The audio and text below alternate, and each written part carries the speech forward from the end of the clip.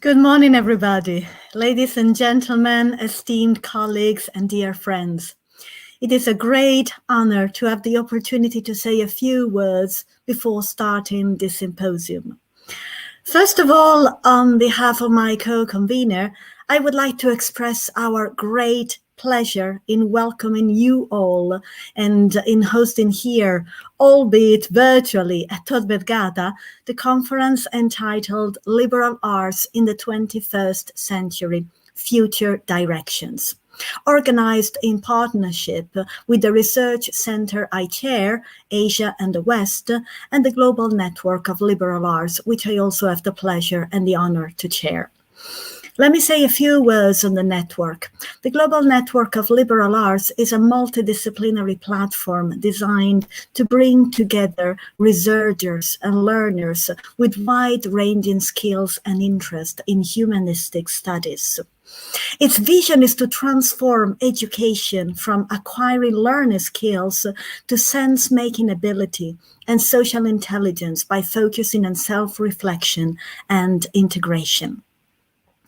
I am truly delighted to welcome here delegates from different backgrounds and disciplines coming from India, Poland, Romania, Tunisia, Saudi Arabia, Spain, the UK, and Italy, of course. Finally, I would like to thank our rector, Professor Orazio Schillaci, and the Dean of the Department of History, Humanities and Societies, Professor Lucia Ceci, for their generous and unfaltering support.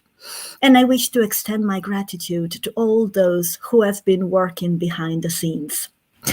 I would like to close my brief remarks by expressing my sincere wishes for the success of the conference and for all participants to discover new opportunities of collaboration and mutual growth. Thank you very much for your attention. And now I leave the floor to Professor Lucia Ceci.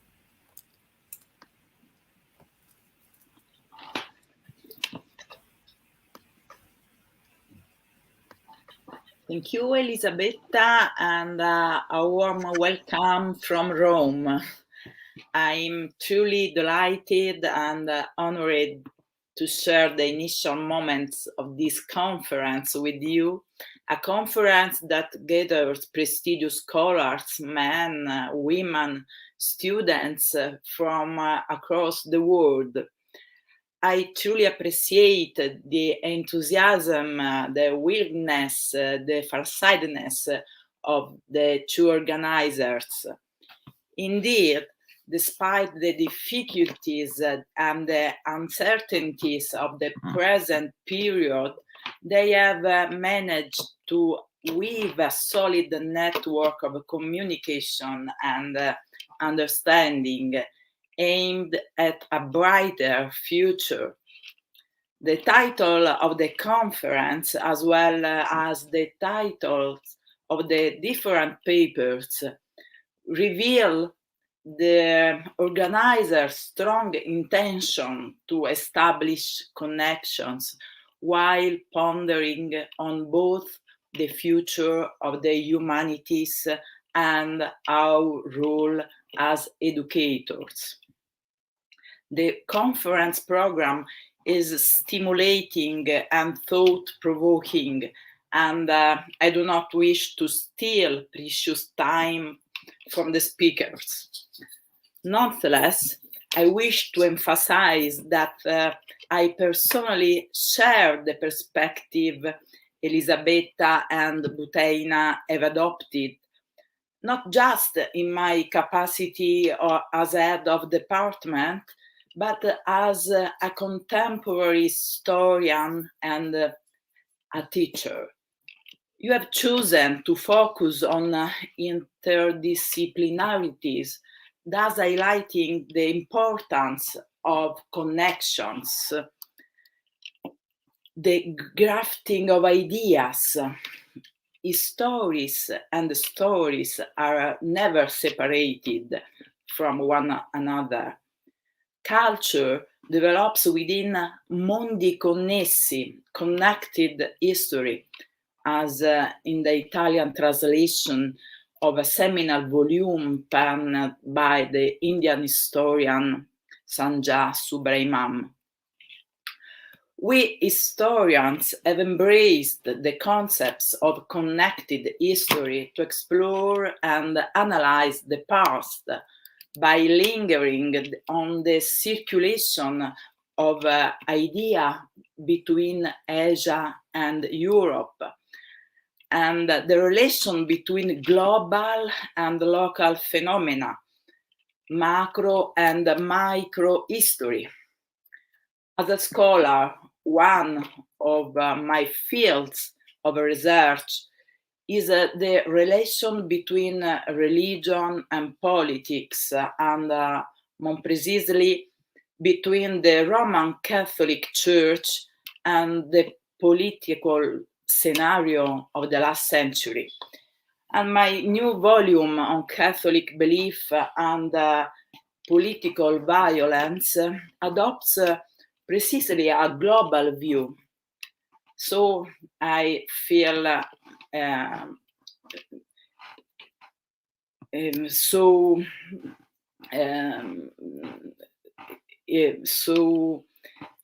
close to your perspective.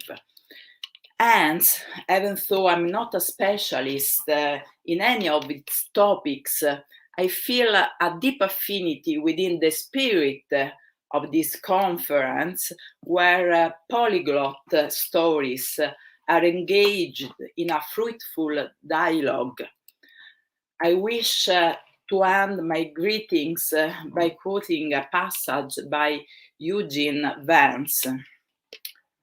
I quote, "The story of Babel teaches that linguistic dispersion of mankind was a consequence of his pride. Conversely, the story of the Pentecost teaches that the presence of the Holy Spirit overcame the linguistic division between man as political creature through direct understanding of the word." Enjoy your conference following the secular teaching of the Pentecost. Thank you. Thank you very much, Lucia, for these truly inspiring words. And now I would like to leave the floor to my co-convener, Budeina. Thank you so much, Elisabetta. Thank you, Professor Lucia, for this insightful opening. Heartfelt thanks for Tor Vergata for the virtual hospitality. I've already been there, and I saw the hospitality of Elisabetta, of the whole team of Tor Vergata. It's our pleasure to collaborate with our partners. Elisabetta, thank you for being you. It's always a pleasure working with you. Heartfelt thanks to our colleagues who accepted our invitation today. We will embark into a journey, an academic journey to education, creative imagination, literature, philosophy, and simulation. So fasten your belt. Dear Elisabetta, I think we could call it open, declare it open. So I give you the floor to introduce our first guest, Professor Adrian Radu. To you, Elisabetta. Thank you very much. Thank you very much. So we can introduce our first speaker, Professor Adrian Radu, who will talk today about literature and liberal education. But let me say, first of all, a few words about him. Professor Adrian Radu, as well as being a very close friend of mine, is associate professor at the Faculty of Letters, Babeș-Bolyai University, Cluj-Napoca, Romania. His main interest and fields of research and expertise are Victorian literature, among many others, D.H. Lawrence, the contemporary British novel, and contemporary Irish poetry. He is the author of 3 volumes of literary studies. One of them is The Sign of the Phoenix, dedicated to the short prose of D.H. Lawrence. This has been followed by the literature of identity, which provides a cultural perspectives on the literature in Britain of the 1980s. And the third volume is called Perceptions of Victorian Literature, that reconsiders the most important names and literary output of Victorian England, and offers the readers a modern and critical perspective of the age in literature. He has edited 5 volumes of conference proceedings, and currently Professor Radu is also the Essay Messenger editor. The floor is yours. Thank you so much, Adrian. Good morning, everyone, and thank you very much for inviting me, and thank you for this presentation. I won't be the essay messenger editor for long, because my 2 terms will be finished at the end of December. So starting in January, I will be the essay webmaster. But my presence here is more associated with liberal arts, and it is dedicated to the association between literature and liberal arts. And I will take you back to Greece, to ancient Greece. And I'd like to tell you that Aristotle defended liberal education, liberal and not purely pragmatic. According to him, the goal of life is eudaimonia, which he saw as a kind of wellness of spirit. Certainly, in order for us to discuss eudaimonia, we need a lot more time, but I'll refer to this in short. Basically, we need productive labor and skills for this labor. But it is not sufficient that we work and earn and eat well. We must experience leisure as well. And allow me to quote from Aristotle, because it is very interesting what he says about this idea of experiencing leisure. Originally, this is the quotation, originally it was included in education because we should be able not only to work well, but to use leisure well. For the first principle of all action is leisure. Both are required, but leisure is better than occupation, and its end. And therefore the question must be asked, what ought we to do at leisure? Clearly, we ought not to be playing, for then play would be the end of life. It is clear that the branches of learning and education which we must study merely with a view to leisure spent in intellectual activity have to be given their importance. And these are to be valued for their own sake. Whereas those kinds of knowledge which for us are useful in business and are to be deemed necessary and exit for the sake of other things should be given different outlook. So the study of art is justifiable primarily, perhaps not only by reference to the importance of using our leisure time well. In distinguishing between play and eudaimonia, Aristotle in effect distinguishes between entertainment and art, between a pastime which provides distraction and an art which contributes to eudaimonia. When disappointed, frustrated, deprived, it is very natural for us to seek distraction. But to center our leisure around distraction is to make the end or goal of our lives into an activity that merely passes the time and numbs us the passage of hours between the end of work and the beginning of sleep, at the end of one week or at the beginning of another. This is not to imply that distraction is pathetic or not necessary. Indeed, it can and should be fun. But eudaimonia is not mere fun.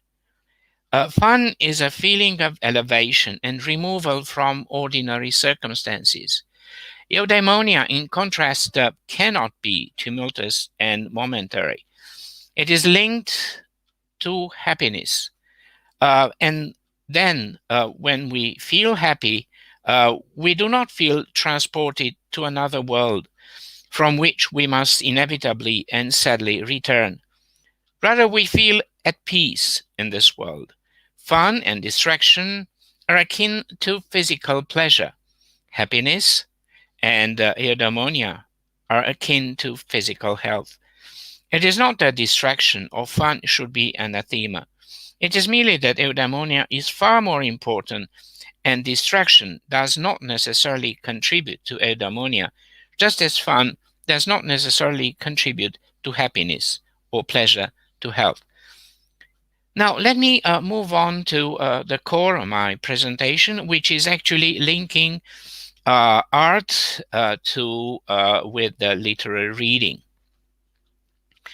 To say that art contributes to eudaimonia and that entertainment is pastime is not to say that standard canonical works are art. And we know very well as academics how difficult it is to define what is canonical, what belongs to the canon, and what does not. The opinion of generation and educated readers is not to be taken lightly, especially in positive judgments. A writer such as Shakespeare, who has inspired enthusiasm in virtually every country and period, deserves our open mind consideration, indeed, or our repeated consideration, if we do not appreciate his works initially. But there are many reasons for the general acceptance of any writer. The pressure of past opinions and the consequent fear of appearing to have bad taste. Thus, canonicity cannot count as a criterion for art. Not even a solely positive criterion telling us that at least these canonical works are art. In short, we should accept neither our own judgment or not those of others unquestioningly. Unquestioningly, without trying to find any questions to answer whatever they are about. But if we are critical of literary judgments on what we can base our criticism, what objective properties or subjective experience are relevant to an object's value as art, there are two considerations which I believe crucial to our aesthetic understanding and response to a work of art. Both derive from the opposition between art and entertainment. The first concerns the cognitive aspect of art. The second concerns its affective aspect. Again, entertainment functions to distract us, therefore to inhibit reflection. It follows virtually by definition that art provides us with material for reflection. Art requires us to pay attention, to make difficult or unusual inferences, to adopt a critical attitude to the work itself aesthetically and ethically. Even the most cliche-ridden distraction requires some thought, but it requires only the most simple and commonplace types of interference and synthesis, types which we supply mechanically and reflectively, effortlessly. While not quite a commonplace of aesthetics, this is a view consonant with many writers. The best known analysis of this sort was developed by Adorno, who referred bitterly to the entertainment industry when he wrote, quote, "Pleasure always means not to think about anything. The liberation which amusement promises is freedom for thought." And we have to also refer to another Italian. His name is Umberto Eco, and he draws a parallel between distinction, the humorous, and the comic, primarily on the basis of reflection. But we should not probably forget Paul Ricoeur, who made a similar point when he affirmed that symbols give rise to thought, for the difference between a symbol and a cliché is directly assimilable to that between art and entertainment. The effective part of this distinction is virtually definitional again. And entertainment aims at fun. Art, in contrast, aims not at fun, not even at happiness, to which it ideally contributes, but to aesthetic pleasure. By aesthetic pleasure, I mean the delight we take in the beauty of a natural or artificial object. It is related to happiness, in that it is a state of calm, not excitement. Indeed, the 10th century Kashmiri aesthetician, I'm sorry if I don't pronounce it correctly, Abhinavagupta, maintained that aesthetic pleasure is similar to enlightenment. And while enlightenment may seem to be a state of ecstasy, it is rather the most placid state, the most unperturbed. Apparent exceptions to this occur in works which depict something undesirable. We must often refer to the aesthetic experience as such works as sublimity or catharsis. However, this experience has the same eudaimonic function as the more immediate delight in beauty. Both are varieties of aesthetic pleasure. Specifically, catharsis is the experience of painful emotions resolving into a feeling of peace, that is, into a sense of beauty. Catharsis is not, in other words, having a good cry, as it sometimes is thought. There are many tear-jerking words which are far from being cathartic. We can give very many examples in this respect. But let me underline at this point that not everyone will have, by reading such passages from literature or from or watching them in a video or by looking at them at a picture, not everyone will have the same experience. But every reader of literature should be able to recall experiences of each type. Indeed, this sense of one's own experiences is crucial in judging beauty. Aesthetic experience may be best conceived as not so much an experience characteristically engendered by a certain class of objects, works of art, as a certain kind of experience. Thus, I don't claim that the same work is just can be considered plain art by somebody or less so by other people. That it can produce reflection is aesthetic pleasure for all readers at all times. I cannot say that other works which may be considered plain are not art.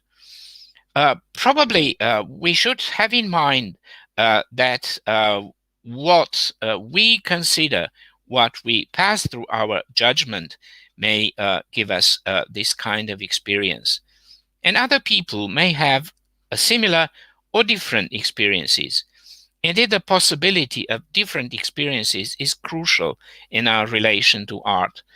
For the criteria we have been considering, reflection and aesthetic pleasure necessarily involve subjective variable elements. And of course, it is normal that it should be so, because we have to filter everything through our mind. In reading a piece of literature, to say that the reader's subjectivity is crucial in aesthetic experience and judgment is not to say that our criteria for art are capricious or closed to rational debate, is something that has to be thought about. But a place being cathartic is not like a place being 60 pages long. Reflection and aesthetic pleasure not only involve the presence of a human subject, they are in part dependent on such a subject. A work of art, may be said to encourage reflection, but a reader must be said to approach a work reflectively, or he or she can approach it unreflectively.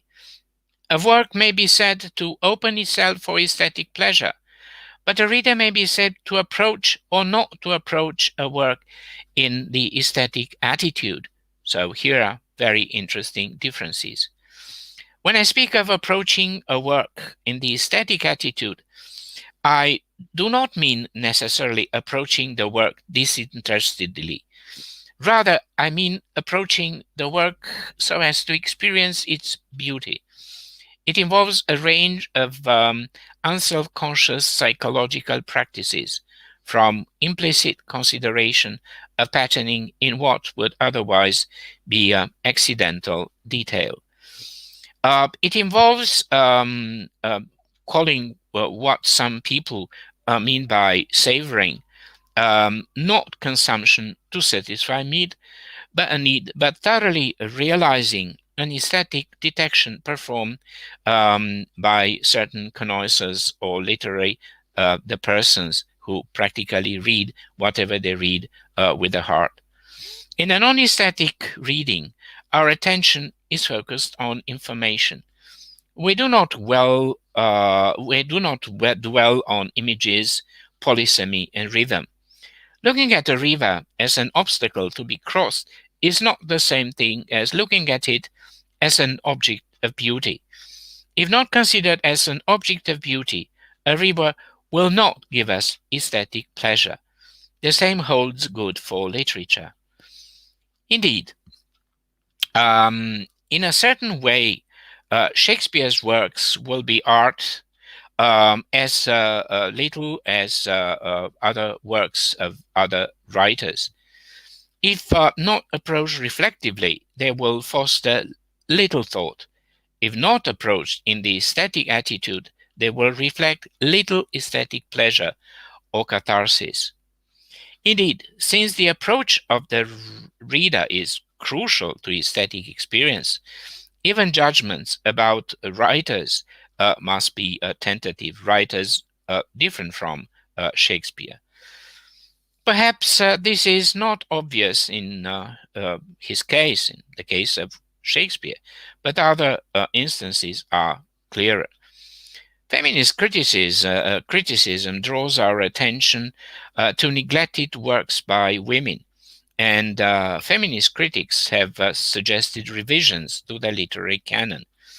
The point of these canonical revisions is in part that many works by women have been approached inadequately, that the negative judgments which excluded them from study were not due to flaws in the works, but to flaws in the critics. In our terms, earlier readers did not approach the works reflectively or aesthetically, but so to speak, prejudicially, patriarchally. Moreover, the wide-ranging nature of the aesthetic attitude makes aesthetic judgments tentative in a further way. Our responses to literary works may not come to encompass more of the work, and this will affect our evaluation positively or negatively. For example, part of our aesthetic judgment concerns various sorts of patterning. In general, we dislike patterns which are too predictable or too complex as to be imperceptible. We tend to like music in which we can isolate but not regularly predict themes and variations. Conversely, we are not pleased by music which is so regular as to be predictable, or so complex as to appear random. However, our sensibilities may develop in such a way that was previously isolable but unpredictable becomes predictable, and what was previously incomprehensible forms may turn into isolable patterns. This can develop or merely alter. Our aesthetic experience can become more or less or differently inclusive. We may come to appreciate works we had dismissed or denigrate works which we had admired. None of these indicates that there is no great difference between art and entertainment. It indicates only that our relation to any work is continually shifting and that it is up to us to approach works aesthetically and reflectively. Thus, we have every reason to study art and not confine ourselves to entertainment only. But the boundaries of art will shift for each of us, not including or excluding one or another poet, one or another play. Due to the nature of the reflexive and aesthetic attitude, the study of art is necessarily always new or renewed, setting at any time certain differences, points of view, or practically of understanding. So these were, in a way, a few considerations about the importance that on general public, the study of art, and in the particular case of my paper of literature, may contribute to the development of taste, to the special understanding, practically not previously known of the general public. So probably this is one of the things which liberal arts can perform in a way. Educate us to perceive literary works or paintings or anything not as a form of entertainment, but as a form of wellness of being, and as inducing in us a special capacity of being able to perform well in different environments. So, with these considerations, of course, there is quite a lot more to be discussed. I finished my presentation this morning, and I would be very happy if you have any questions to answer my questions. Thank you very much for listening to me. Thank you very much. There are questions already, but I think we could leave them till the end of the session so that we can have a discussion. Budeina, the floor is yours to introduce our next speaker. Thank you, Elisabetta. Thank you, Professor Adrian. So it is my pleasure to introduce our second speaker, Professor Halina Malwicz, if I'm right, from Poland.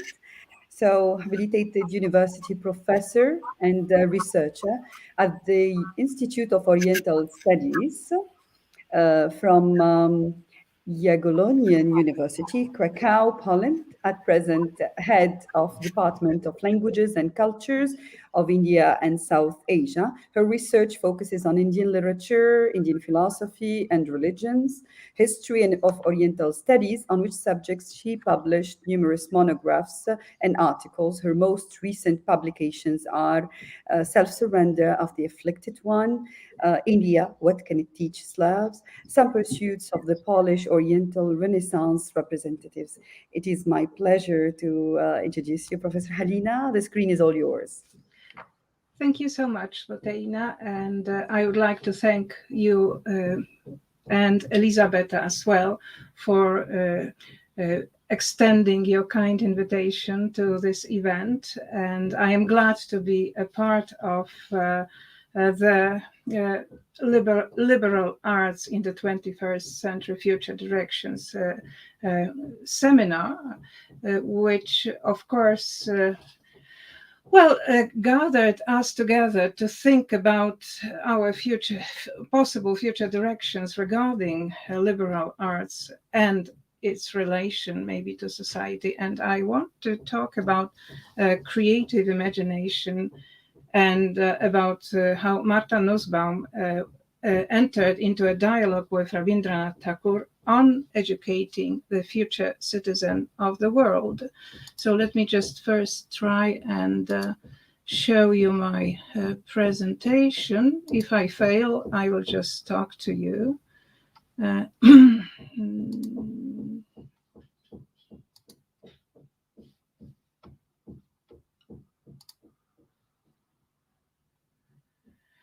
I don't know whether I was able to do that,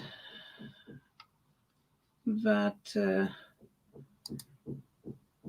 since it is always a little bit of a problem with technical things, maybe I will just try and start talking. And anyway, the presentation is not so important. I was just making it, preparing it so that you can look at some quotations and things. So let me just begin my talk. I don't know how much you, well, let me, before I do that, I would like you to tell me whether you can hear me properly. Okay, so I cannot hear anyone objecting, so let me start. So Martha Nussbaum and creative imagination and Rabindranath Tagore or Thakur are the subject of my presentation today. And let me start with Martha Nussbaum. She published her compact but rich in inspirational ideas book, Not for Profit, Why Democracy Needs Humanities, in 2010, which was well before we faced the global crisis caused by the coronavirus, of which our colleague, I hope he is present here, Om Prakash Dwivedi, Dr. Om Prakash Dwivedi, wrote prophetically that such a time calls for new forms of imagination, for one must remember that we can only build what we can imagine. And Nussbaum, over a decade earlier, passionately advocated educating the future, of course, not after Om, but not earlier than Om, but earlier than the coronavirus crisis, passionately advocated educating the future man by means of, among others, employing and cultivating creative imagination. This she supported with the educational philosophy of Rabindranath Tagore. Martha Nussbaum is known for her works on ancient Greek and Roman philosophy, on political and feminist philosophy, as well as philosophy and the arts. She is also one of the most respected philosophers of politics and law. A political and social and educational activist, she is far from shutting herself in an academic ivory tower. Her book, Not for Profit, Why Democracy Needs the Humanities, was written more as a manifesto than an academic work, out of her strong conviction that the present time calls for a philosopher's voice to defend humanistic education, which is threatened by a dangerous but steady tendency to cut down and economize on teaching humanities and liberal arts at the universities.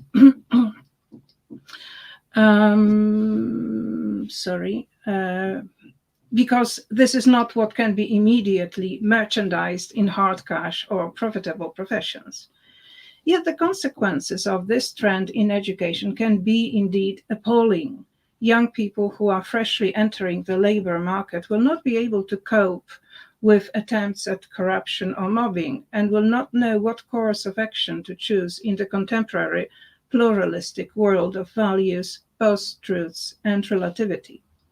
Nussbaum's manifesto urges for teaching and developing not only critical thinking and reflection, but also sympathy for others, which sympathy would eradicate, according to her, the xenophobic attitude and result in creating a future citizen of the world.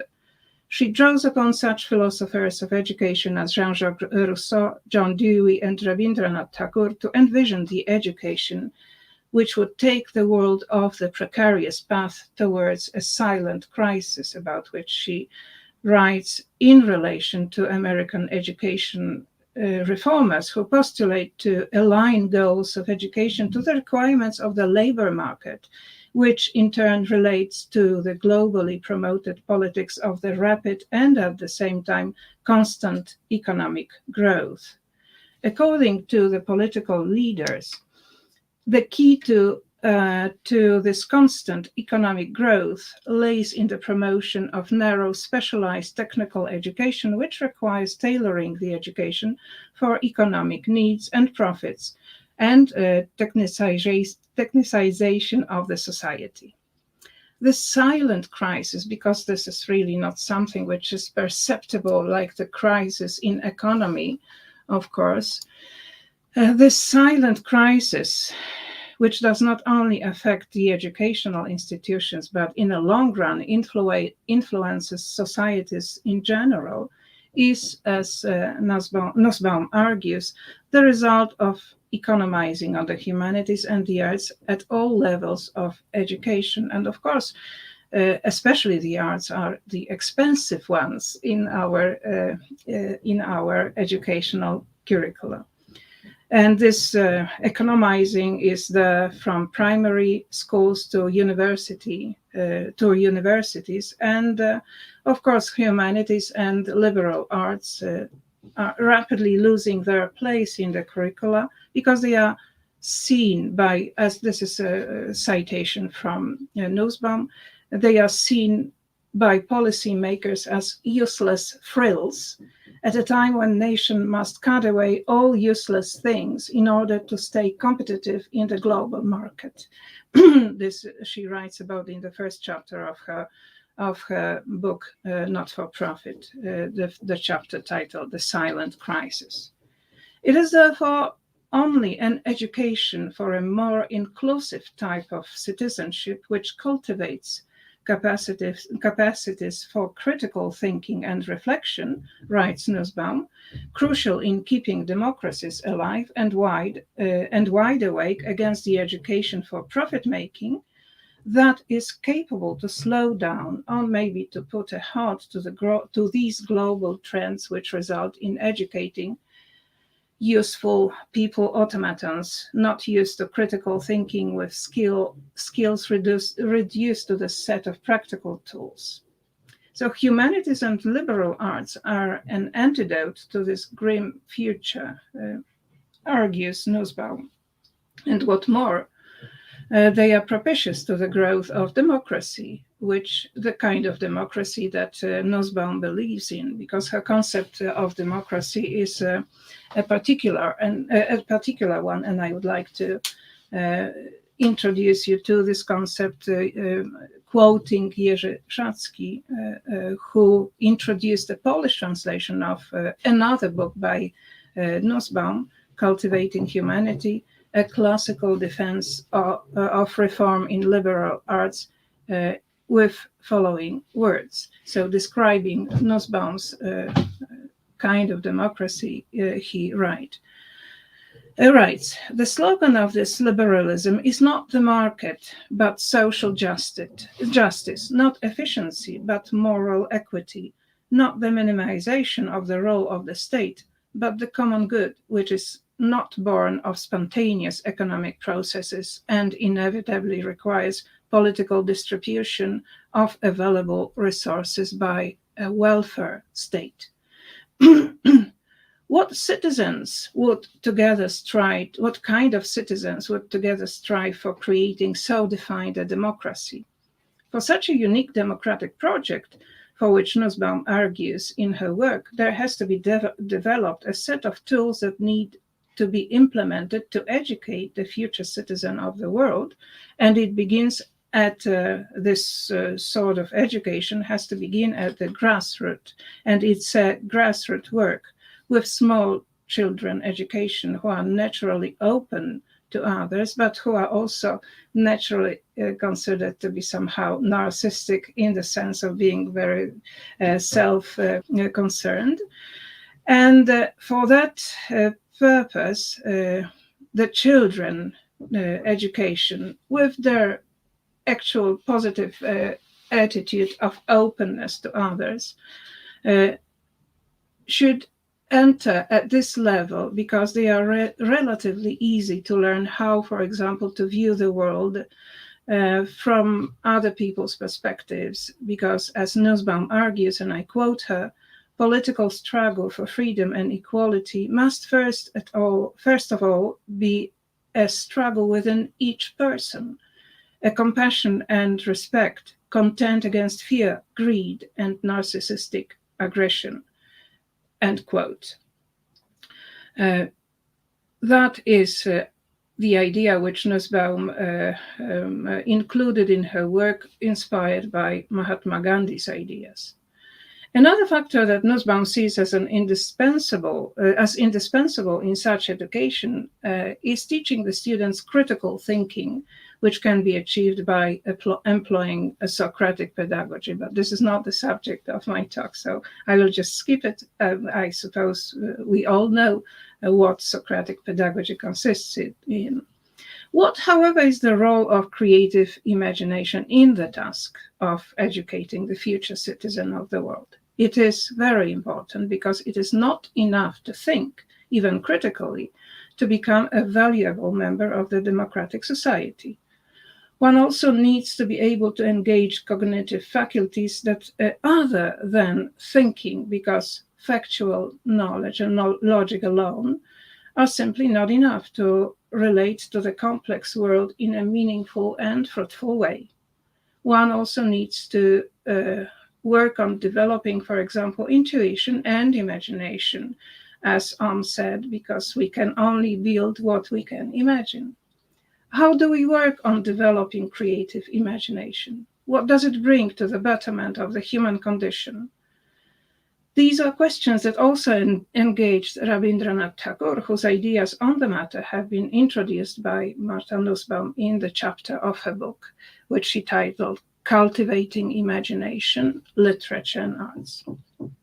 We know that Tagore consistently denied any allegiance to philosophy his whole life, but his creative work, his poetry, and his theoretical writings speak otherwise, even if he never developed a systematic philosophy, but instead he philosophically reflected on different aspects of life, nature, religion, creativity, and education, as well as on some particular issues of, for example, existence of love, evil, freedom, which was one of his favorite subjects, freedom.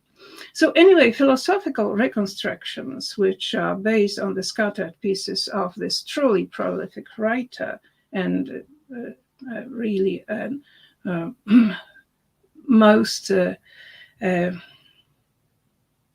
underestimated, I would say, one of the most underestimated great minds of India, in the West, of course, can be subsumed, because he somehow seemed to be forgotten, can be subsumed under variegated philosophical disciplines such as philosophical anthropology, political and feminist philosophy, philosophy of life in general. But what interested Martha Nussbaum most was his philosophy of education.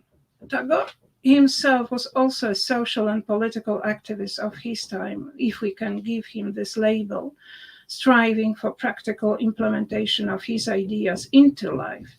It therefore should not surprise us that the philosopher and activist Martha Nussbaum, who, just like Tagore, can be perceived as an exemplary citizen of the democratic society, reached out to his ideas about the philosophy of education.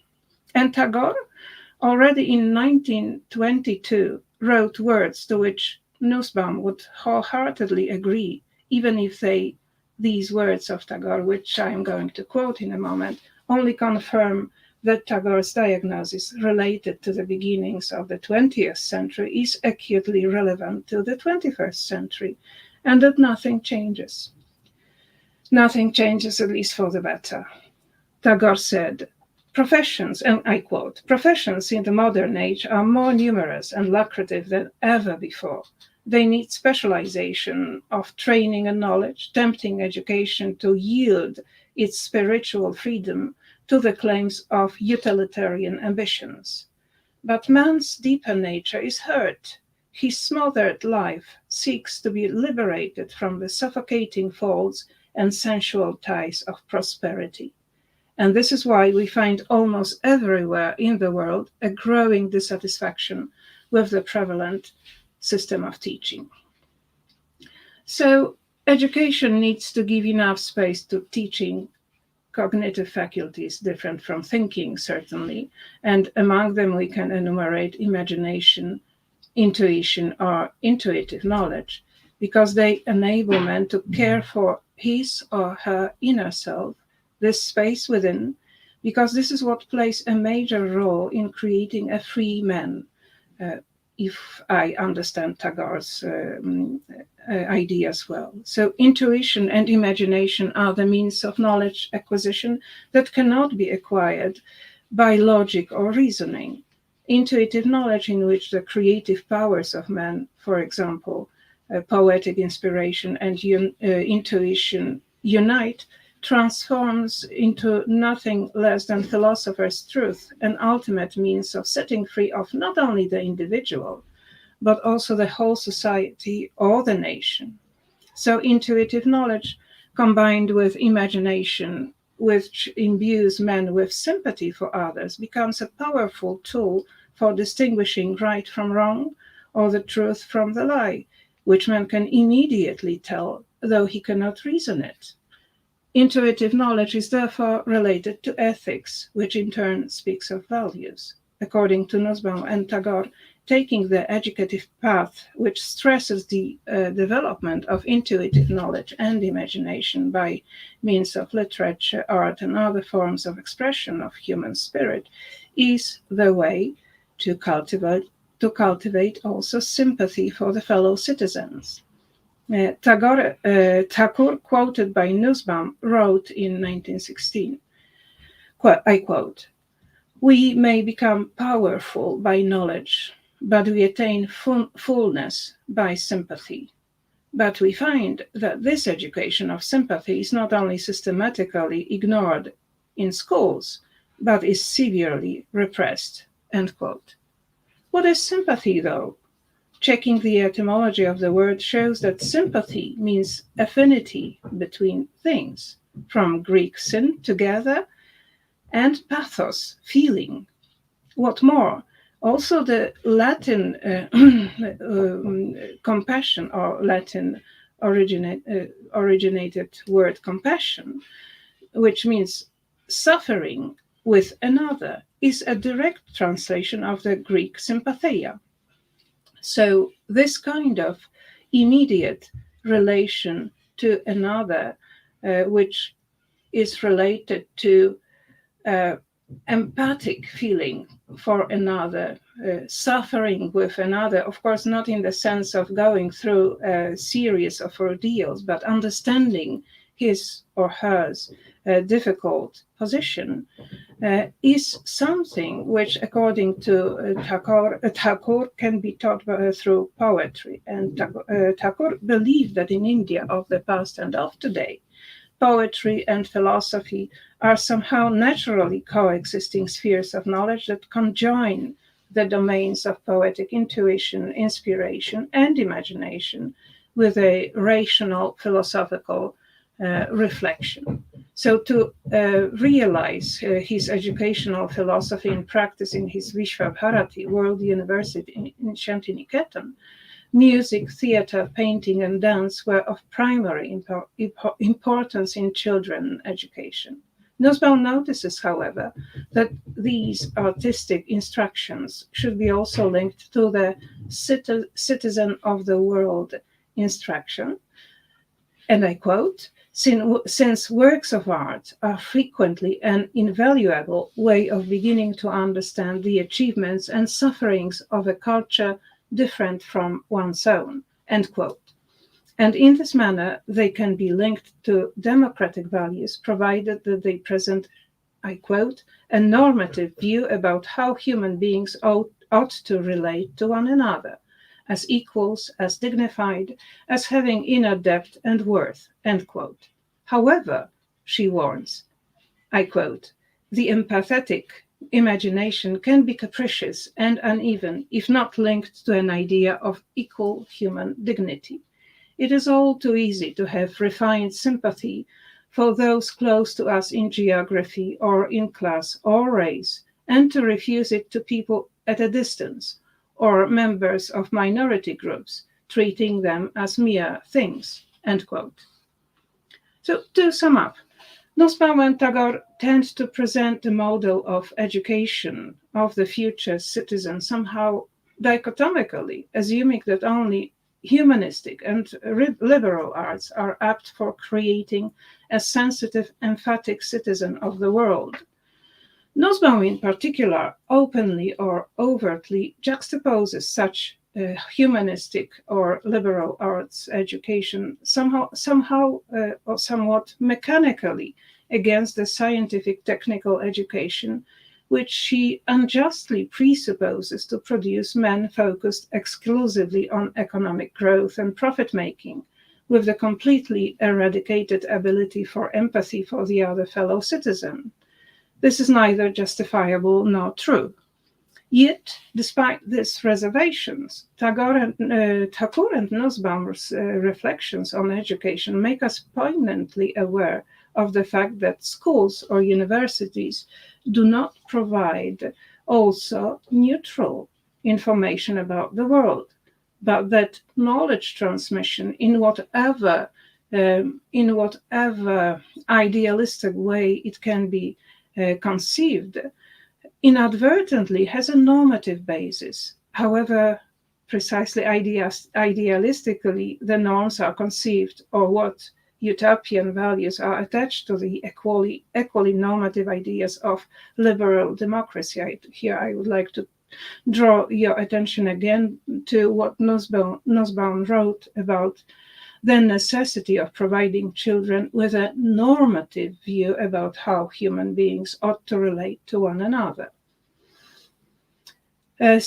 However, the society in different parts of the world needs citizens who think critically, are able to keep distance from the changing reality, and are able to recognize what is the truth and what is a lie, and are able to follow the path which they consider the proper one when it comes to the values, and for this purpose are using their critical thinking ability, and at the same time they have the ability to sympathize with the political opponent or with the so-called other, or to adopt the point of view of another human being with whom they live together in a multicultural society full of conflicting opinions and views. Nussbaum, pointing to the silent crisis of education, asks us about the foundations of the system, which should consist in teaching skills worthy of a free man, of whom also Tagore wrote and insisted on, because he was certain that only a free man, not afraid of going against the grain, recognizing his relation to other people and the world as a part of his inner being, can be a valuable member of the society. The idea of educating a free man with a naturally developed sympathy for others during his education is therefore a common element of Nussbaum and Tagore's educational philosophy. For Tagore, freedom was not an abstract idea, but it needed to find its expression in our, and I quote Tagore, our attitude towards our surroundings, our conscious relationship with the infinite, which can only be made possible by making provisions for students to live in an intimate touch with nature, daily to grow in an atmosphere of service offered to all creatures, tending trees, feeding birds and animals, learning to feel the immense mystery of the soil and water and air. Inner freedom makes us sympathetic not only to the fellow man, according to Tagore, but to the whole creation. And by emphasizing this, Tagore is a step further than Nussbaum, who focuses only on the human world. Thank you very much. For this groundbreaking presentation and all the sparkles. To you, Elisabetta, to introduce our next speaker. Yes, thank you so much. And thank you, Alina. That was really, really inspiring. And I'm sure there are a lot of questions, but we'll leave them till the end of the session. It is my pleasure now to introduce Professor Murthy, RV University, India, who will be talking about teaching of liberal arts and Indian perspective. Now let me introduce you our distinguished speaker. Professor Murthy assumed charge as the first Vice Chancellor of RV University in August 2020. As a former civil servant from the 1985 batch of IAS and allied services, he held many responsible and sensitive assignments, including in the National Human Rights Commission, Prime Minister's Office, President's Secretariat, and Cabinet Secretariat. Between 2009 and 2020, Professor Murthy steered the O.P. Jindal Global University during its rapid expansion phase as a part of its top leadership team. He contributed to its rise in international rankings and becoming an institution of eminence. Professor Murthy also worked as the professor, registrar, executive director, Center for Human Rights Studies, and senior fellow, International Institute of Higher Education Research and Capacity Building in the O.P. Jindal Global University. Professor Murthy, the floor is yours. We are delighted to have you here. Thank you. Dr. Elisabetta Moreno and co-convener Dr. Buteina, fellow panelists and other distinguished persons attending this conference, a warm good morning to every one of you.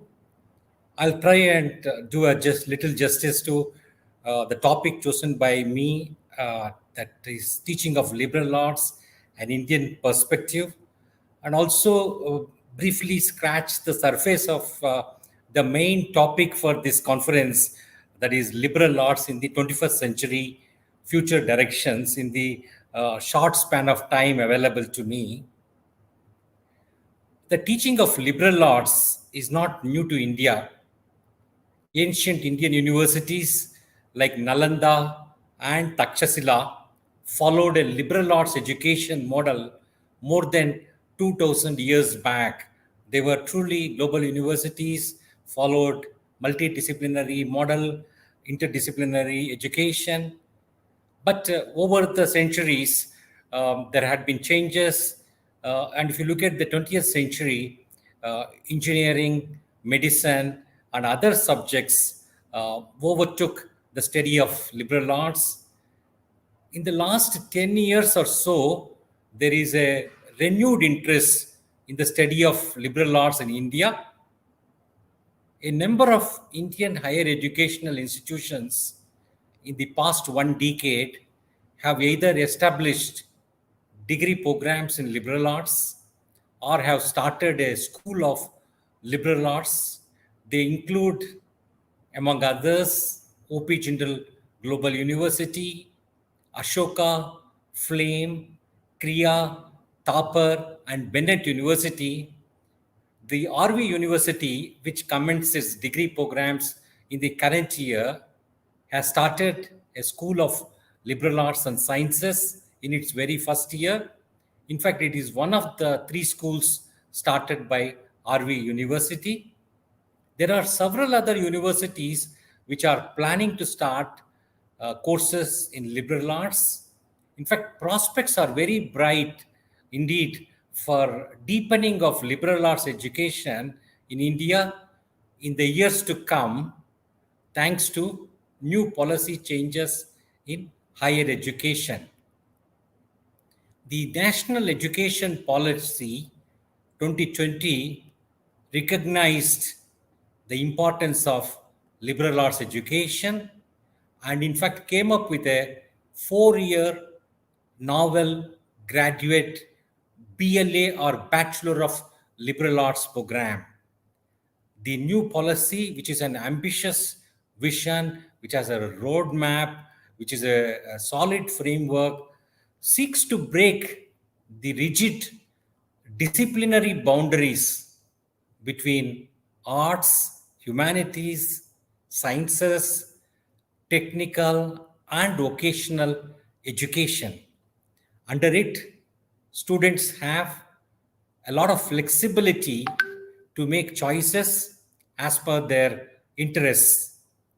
It has encouraged the students in technical institutions also to pursue some liberal arts courses. In fact, it was not the case so far. Our sister institutions, the RV College of Engineering, with which we share a campus, is already looking up to RV University for the teaching of liberal arts course as an elective to its engineering students. While discussing the Indian model of liberal arts education, the national education policy offers some guidance. It says, and I quote, a broad based liberal arts education at the undergraduate level for integrated, rigorous exposure to science, arts, humanities, mathematics, and professional fields will be put in place. This would have imaginative and flexible curricular structures, creative combinations of study, integration of vocational education, and multiple entry exit points. Unquote. Stressing the need to study Sanskrit language, the national education policy asserts that, and I quote again, Sanskrit possesses a classical literature that is greater in volume than that of Latin and Greek put together, containing vast treasures of mathematics, philosophy, grammar, music, politics, medicine, architecture, metallurgy, drama, poetry, storytelling, and more, written by people of various religions as well as non religious people, and by people from all walks of life and a wide range of socio-economic backgrounds over thousands of years. Unquote. Sadly, Sanskrit is not taught at many universities in India that are offering liberal arts courses. Many Indian universities which have started liberal arts courses have embraced a purely Western model for the study of liberal arts, while a few have included some India centric elements. For instance, the RV University is offering Indology as a minor, and as a part of it, a course on the study of Sanskrit language. Here, I want to make a disclaimer. While every university develops on the lines of its own genius and on the lines of what its board of studies or what its academic council suggests, there is no one size fits all model. At OP Jindal Global University, of which I was formerly a part for about 11 years, it openly asserted that it is stood for a global courses, global curriculum, global programs, global research, and global collaborations and global orientation. It's at JGU, the core liberal arts curriculum include courses in history, political science, sociology, literature, philosophy, psychology, and the performing and fine arts.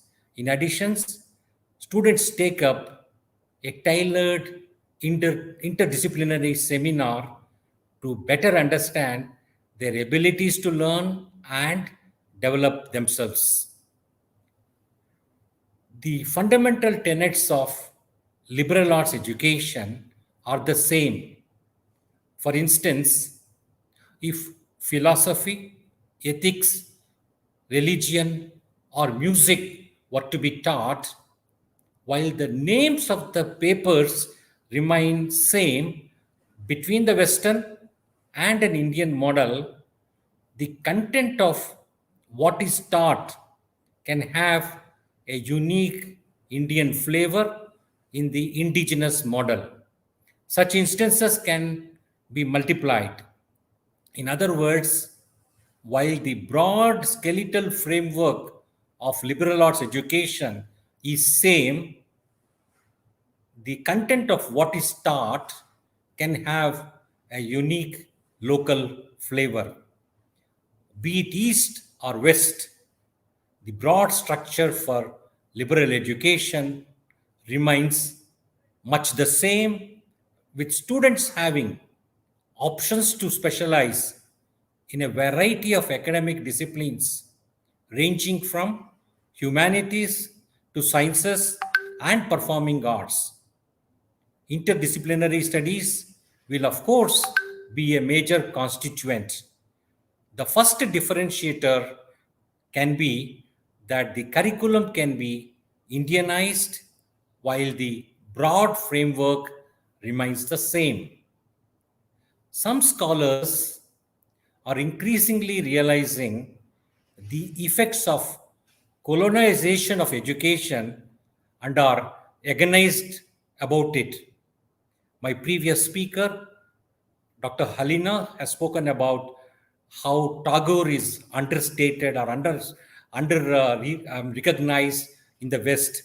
It is true that Eastern philosophers or experts like Confucius or Kautilya are often relegated by other dominant frameworks of thought, though they are no less significant.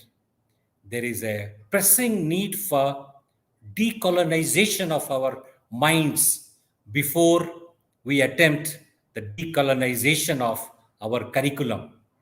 Hitherto, Indology was the preserve of some universities in the first world. The RV University seeks to alter the paradigm by offering it from an Indian university setting. Students pursuing Indology minor will also have an opportunity to engage in experiential learning and test their knowledge and beliefs at the field level.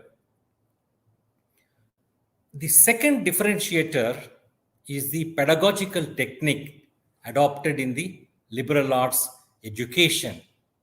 While the emphasis in the traditional model of education is to shape the intellectual development, cognitive skills, and expert knowledge in the fields of specialization, the liberal arts education places equal emphasis on the formative skills.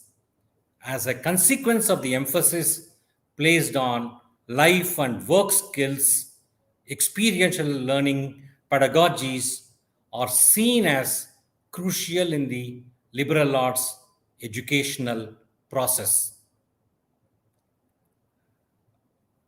In fact, when we talk about collaborations, we normally think about the international collaborations. On the other hand, RV University has made an attempt to reach out to the institutions within India, including academic institutions, think tanks, civil society organizations. We want to partner with institutions that work at a grassroots level on various issues like rights of indigenous peoples or tribals, mental health, etc. As a part of India immersion program, we want our students to spend their summer break in remote and rural areas to get a feel of the real India and its problems.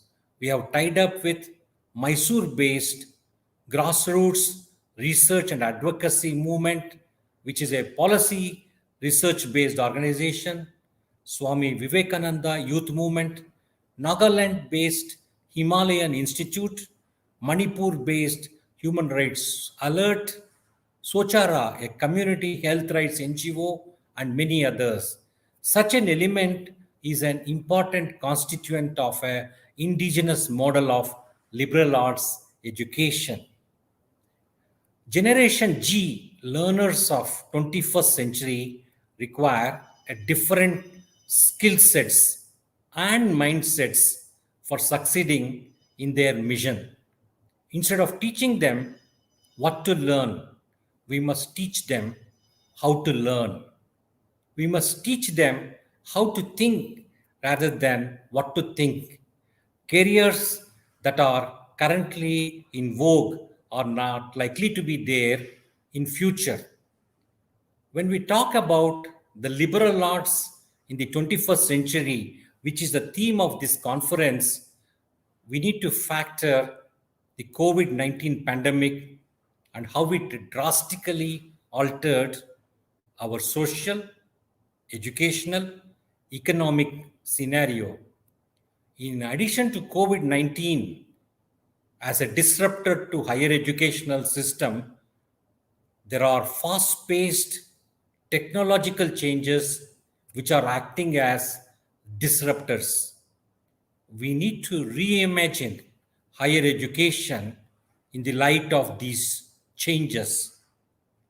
According to World Economic Forum Future of Jobs Report 2018, it has listed 10 skills which are declining and 10 new skills which are growing.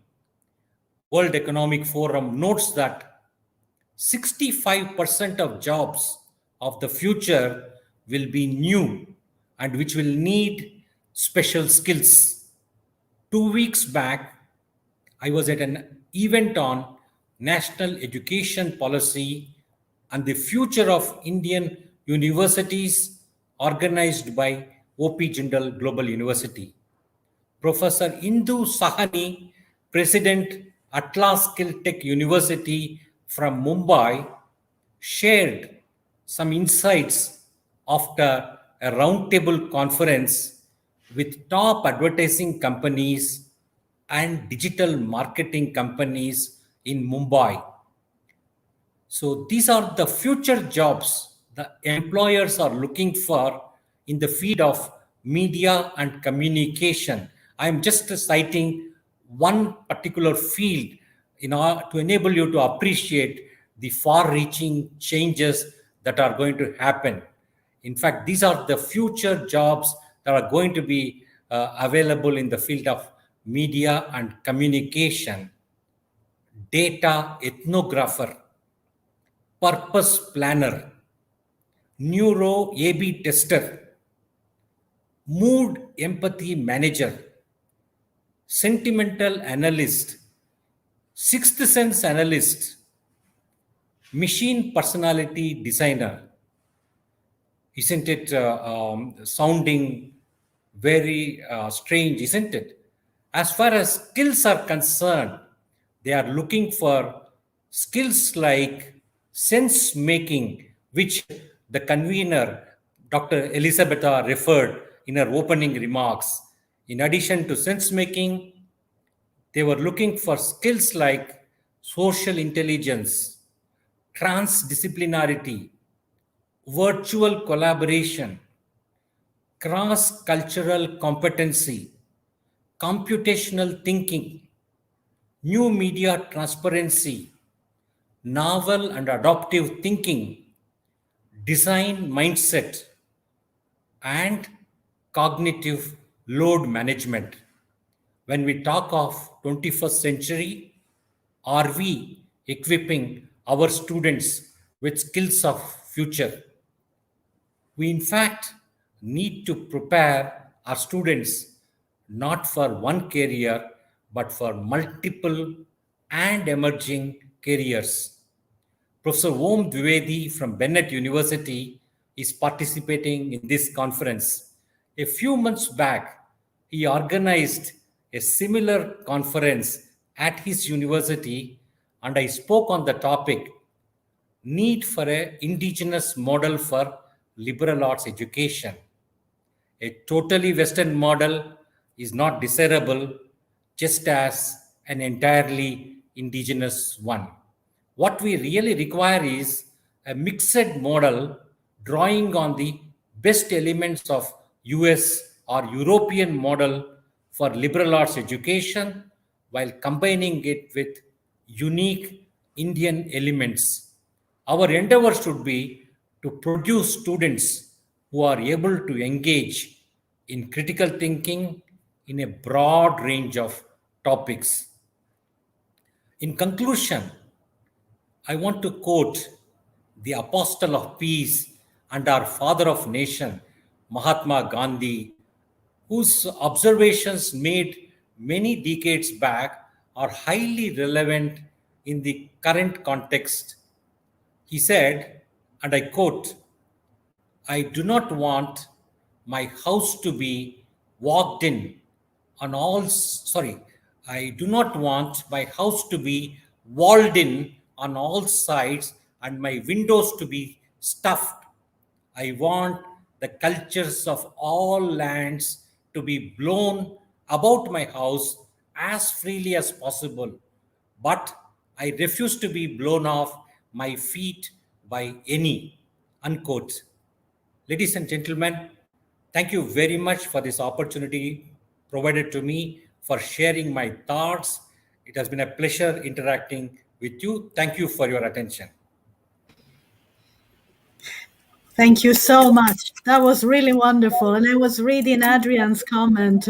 He wishes that the authorities of his country could follow your speech, and I second that, because that was really inspiring and mind-blowing. There have been a lot of comments in the chat. Some of them have been pasted at the bottom here.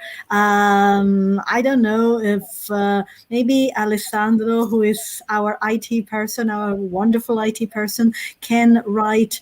There was a question, if he can possibly copy and paste it, or maybe I will read it. I think it was a comment for Professor Adrian Radu. Yes, here it is. That's the first part, and there is a second part. Elisabetta, there are a lot of reactions. Yeah, a lot of comments, and it's wonderful. Everybody's enjoying. Yes. And thanking the speakers for their valuable contributions. I don't know if you're going to read some of them, Elisabetta. Yeah, I think Adrian has read, and I'm sure he will address the question. Yes, I tried to answer Lucian, but I couldn't do it in writing. So I don't know if he still attends this webinar. But I'd like to tell him. Recorded anyway. It is recorded, so we can listen to that later on. Okay.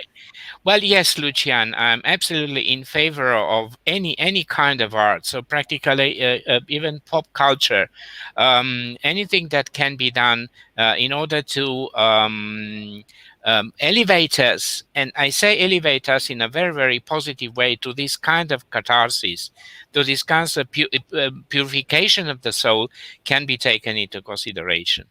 It is something, so practically it is not what we call academic arts that have to be taken into consideration, but more popular ones. Let me take them that way. And in this respect, I think liberal education can do a lot. And since I'm here, thank you very much, Professor Murphy, for this speech. We in our country tend to focus on very specialized education. So practically, you learn literary terms, you learn formulas and things of the kind, but then very much of your personal well-being, of personal formation as an individual capable to take part in whatever happens around you, probably against this kind of silly globalization, would be achieved by introducing liberal arts. So thank you very much also for this seminar, for this webinar. I think it is very important, and I wish more people, as many as possible, could listen to it. Thank you. Thank you.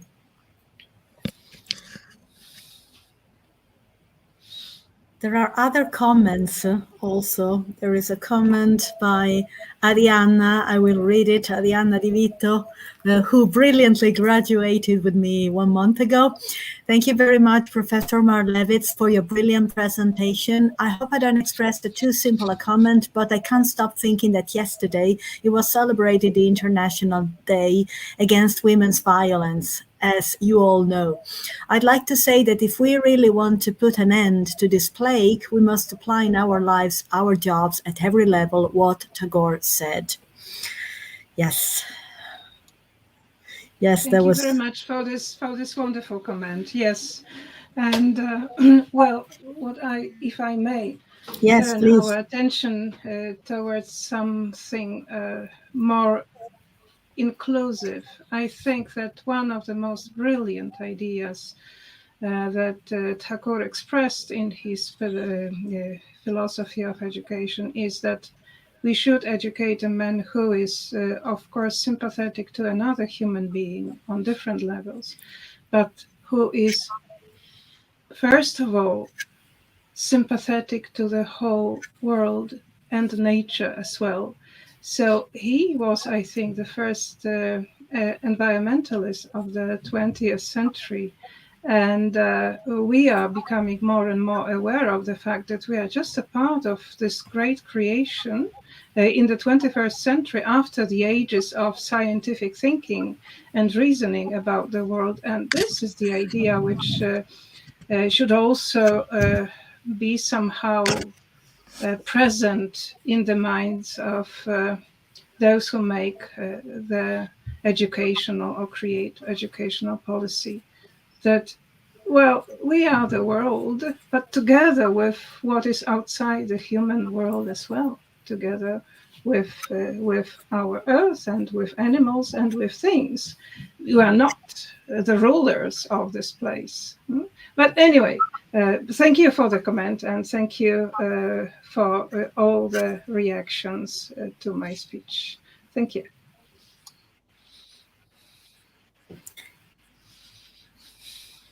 I don't know whether there are other questions or comments. You can put them in the chat box. You can use YouTube, and then we will read them.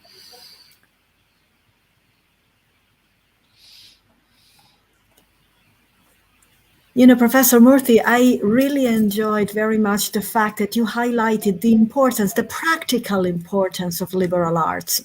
The fact that I think, I mean, this is very good for our students, because I don't know about in India, but in Italy there is still a lot of prejudice against liberal arts. You know, some parents may say, oh, it will be difficult for you to find a job. And you actually demonstrated the importance and the value of liberal arts across every field. And so I really wish to personally thank you for that.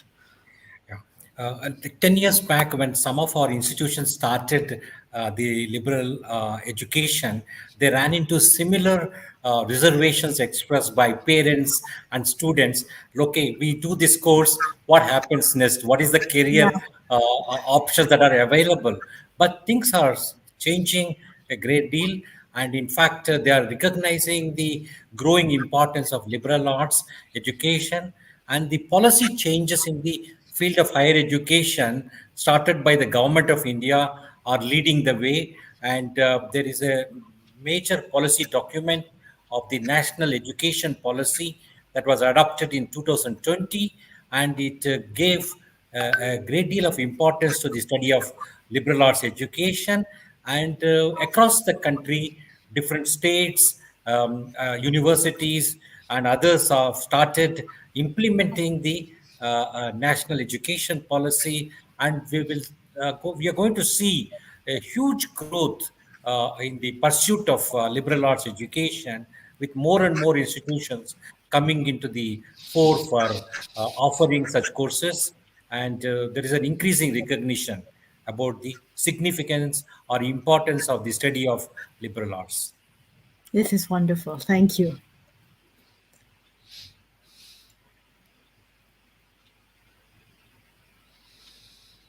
Maybe we can read some other comments. Budina, do you want to read a few comments?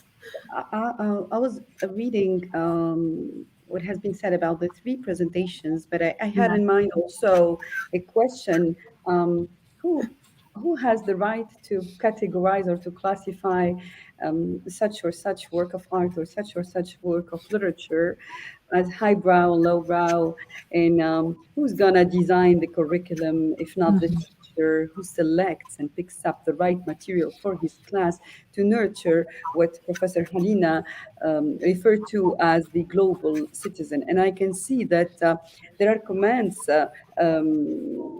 thanking the three presenters for the excellent pleading in favor of liberal art. So I don't know if I try to link this to the three presentations.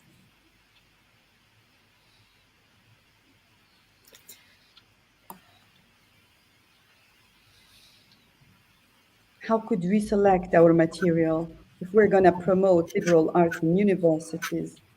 How could we engage students and learners into subjective objective involvement with the text? The role of humanities in nurturing a citizen, global citizen. Well, this is a rather difficult question, Bouteille. It is, because it is related to a somehow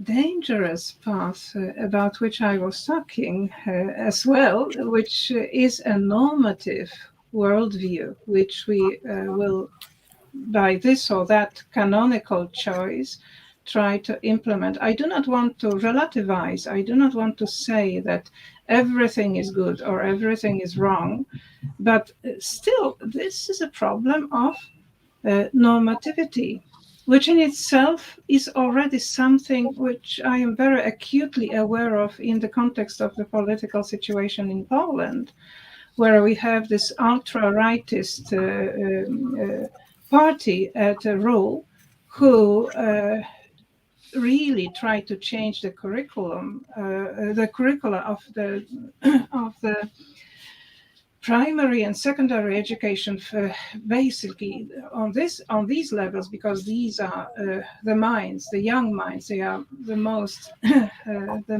susceptible to molding, no, aren't they? So they introduce in the curricula very rapidly a new canon of teaching, which is based on intolerance, I would say.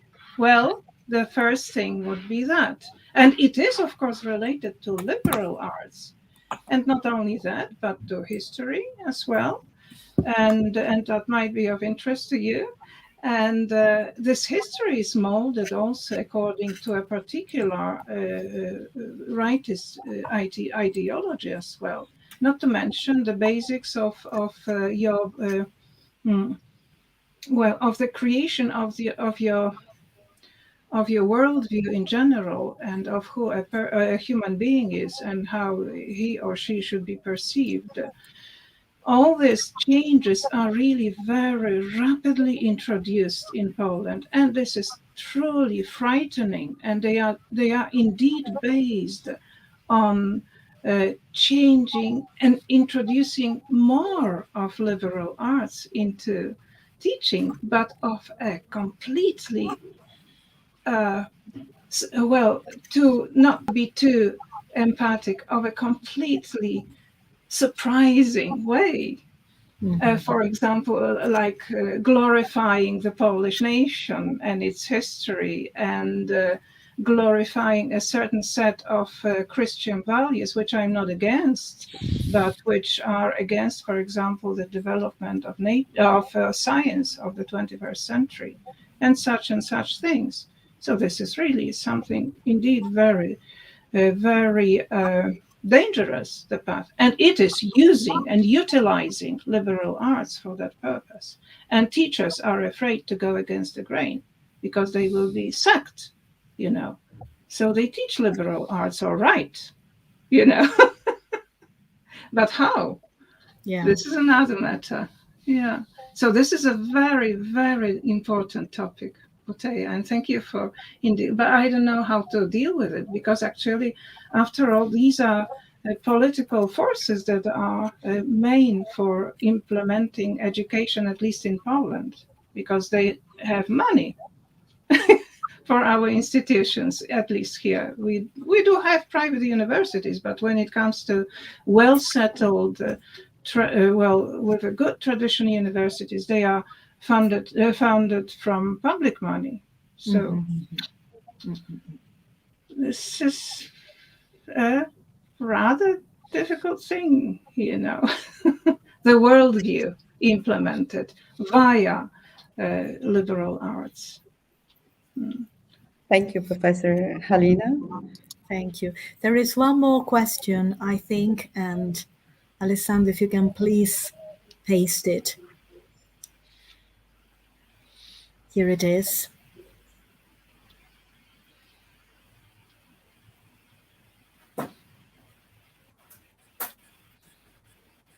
Let me just have a good look at the question. To which extent is possible to manipulate Tagore and Gandhi as an ideal figures in order to transmit the marginalized and poor people and then improving their status? Well, I don't know, maybe this is a question to Professor Motti more than to me, because it deals with practical matters. And I think in Indian context more than in the general context of the curricula of liberal arts. Yes, so Professor Motti. Yeah, like both are very vulnerable figures, and both had a worldview which is very transformative. And Gandhiji always strove for the downtrodden, and in order to communicate well with the a large section of people who are poor at the time, when India attained independence, he dressed like them, and he was a very simple clad this thing, and through his own lifestyle he believed in what called be the change you want to see in the world. So in order to so he totally empathized with the poor, marginalized, and he took up such issues, particularly the caste-related segregation, the sanitation, and many other things, which and he talked about wealth as a trusteeship. For instance, these days you find corporations exploiting the natural resources for their greed. He says there is a lot for everybody's need, but not for the greed. And so he saw wealth as a trusteeship and for the benefit of common good. So that way Gandhi's philosophy had a lot of resonance, and for a lot of this thing for the poor and marginalized sections of the people. In fact, when India was under the colonial rule, under the British rule, most of the what you call the freedom struggle was around the ideals of human rights, the right to self-determination, right to self-rule, freedom of speech and expression, freedom to govern their own affairs. So that way, the freedom struggle was intrinsically linked to the human rights, and the poverty itself is a negation of human rights. There was a colonial plunder, and so there was a so that way Gandhi can be connected to the betterment of poor and marginalized section. My fellow panelists, Dr. Halina, referred to the Tagore's world view of education, and if you permit me, I'd like to quote his couple of his observations, which are very profound on education, not necessarily the poor and marginalized people. And Tagore, said, of course, teachers play a great role in our lives. And he said a teacher can never truly teach unless he's still learning himself. A lamp can never light another lamp unless it continues to burn its own flame.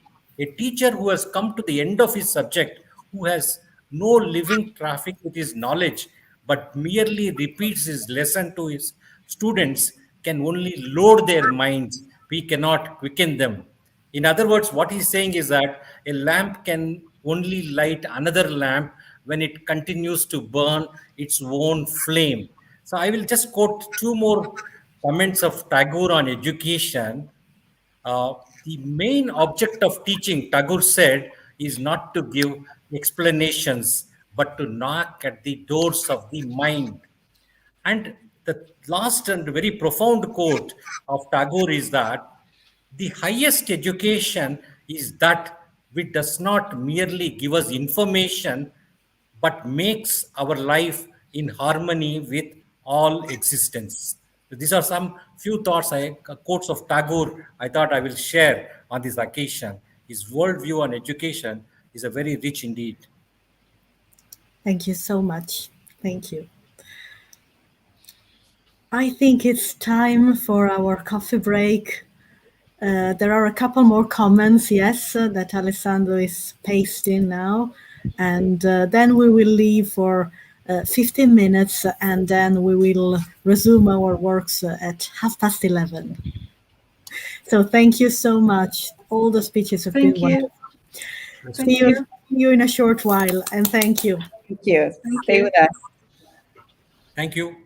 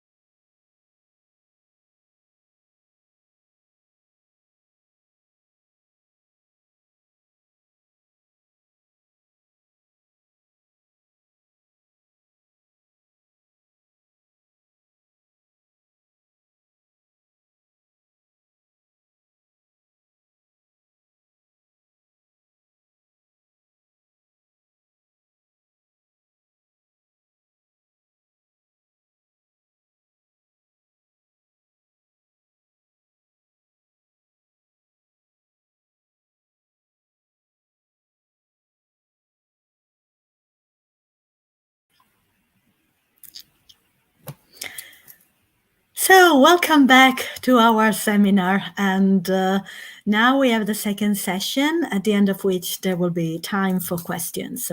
Budeina, I think, will introduce our next speaker.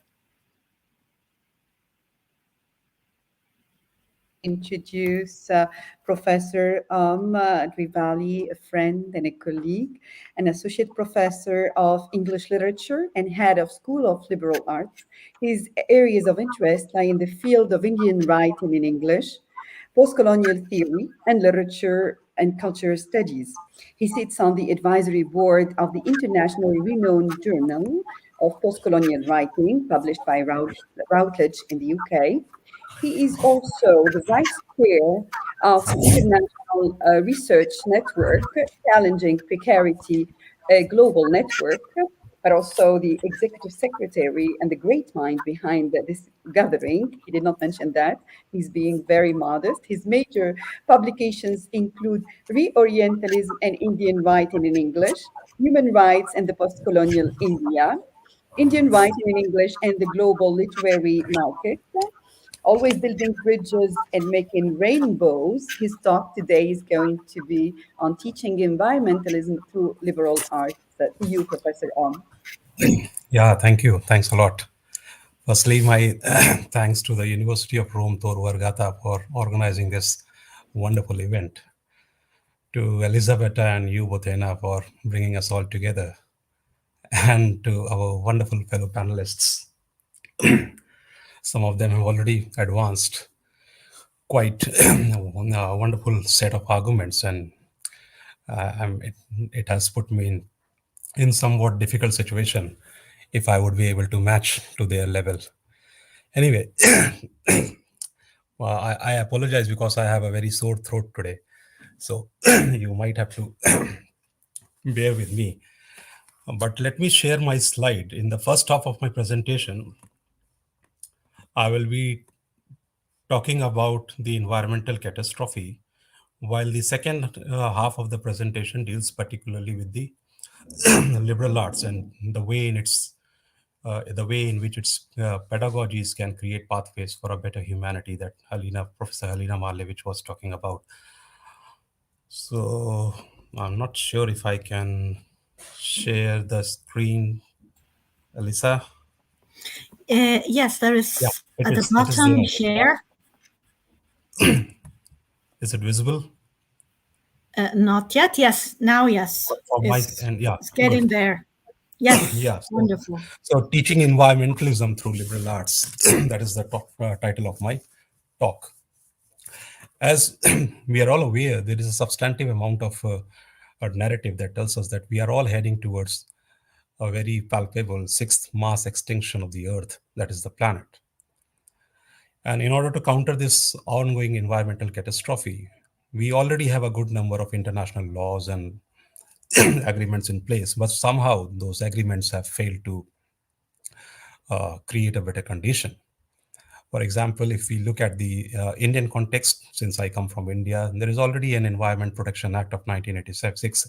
And this act is important because it defines environment in a way that it brings humans and the non-humans together, which in fact is the spirit of the liberal arts, the idea of the interconnectedness, how deeply interconnected we all are.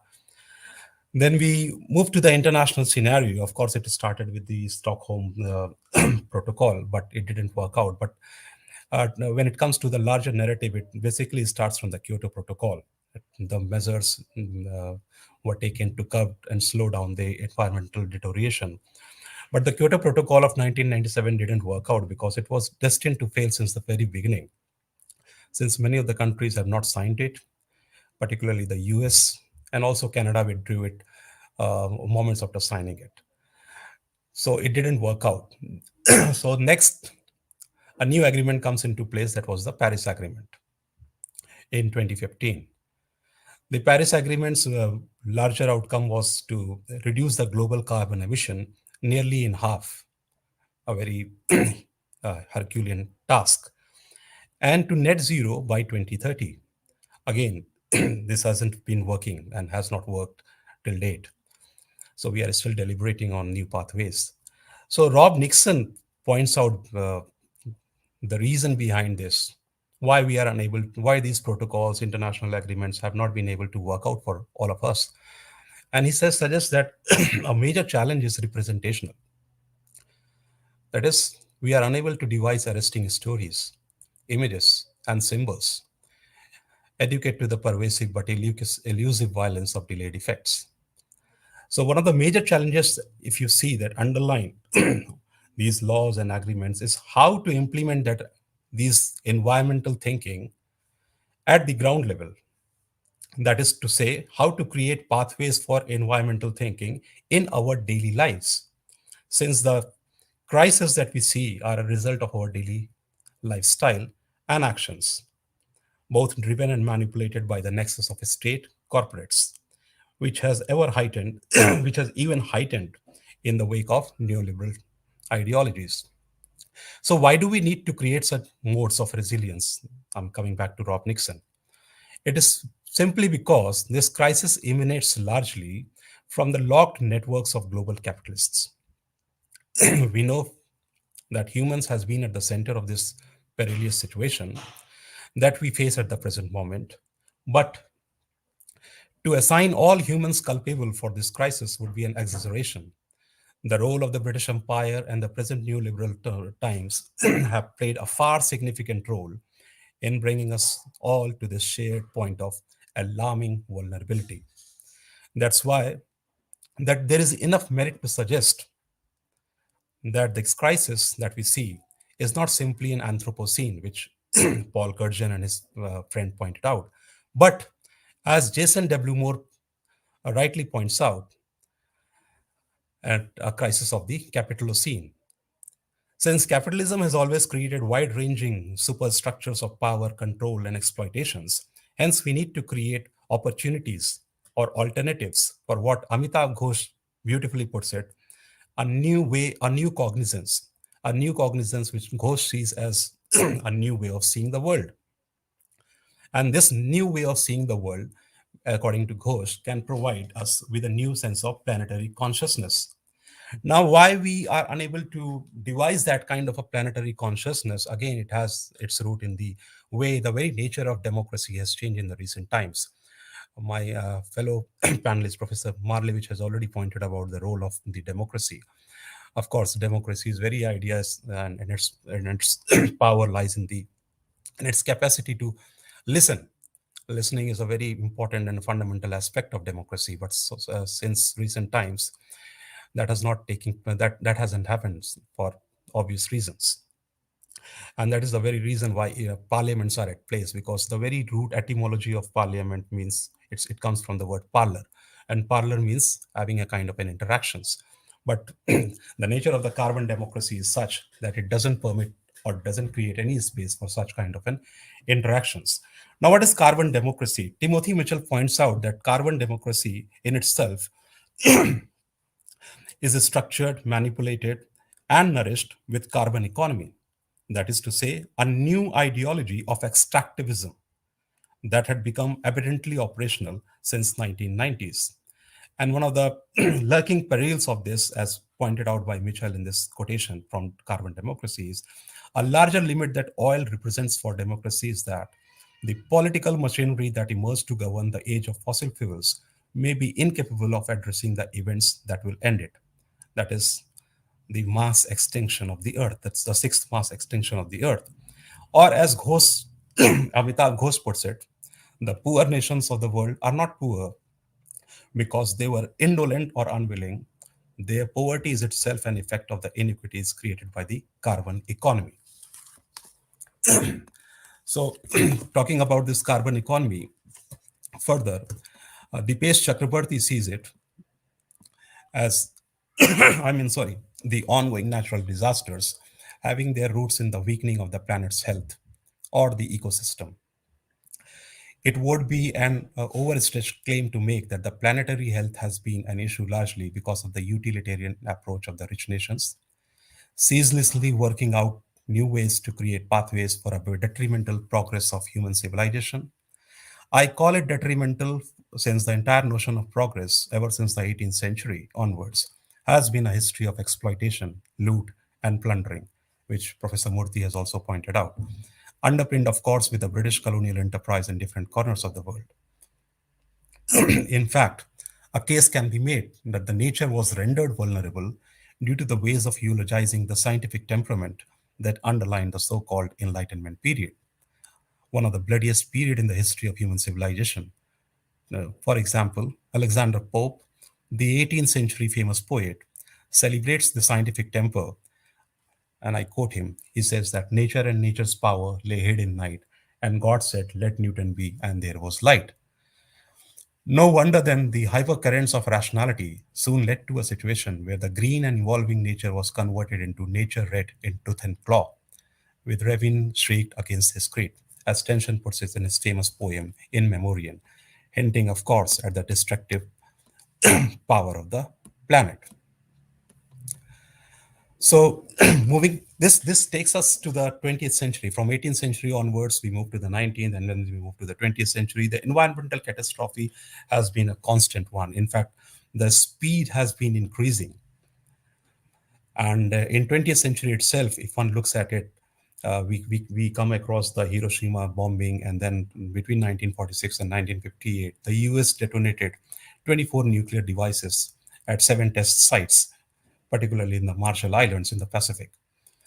It is for this reason that John McNeill, a famous American historian, points out that a time of 20th century happens to be a time of extraordinary change, during which the human population increased from 1.5 to 6 billions.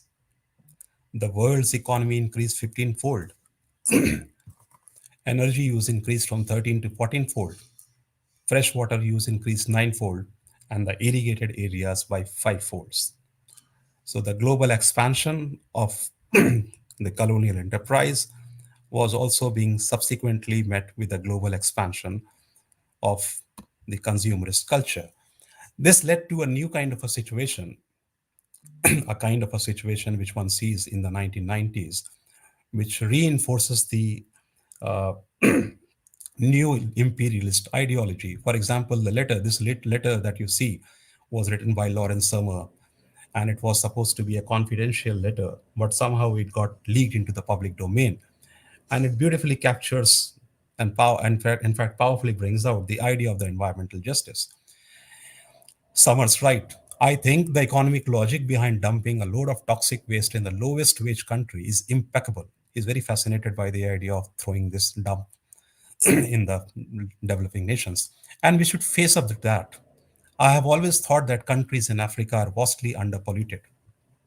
Their air quality is probably vastly inefficiently low compared to the Los Angeles. Just between you and me, shouldn't the World Bank be encouraging more migration to the dirty industries of the dirty industries to the least developed countries? Now, this takes us again to the idea of the planetary crisis, as Cory Doctorow points out, and I quote, "We live in an era when the electronic screen has become an ecosystem of interruption technologies." And Linda Stone points out our age defined by an age of continuous partial attention, which Jung Chul Han points out as a kind of a new aesthetics that has come into place. Aesthetics, which he defines with the metaphor of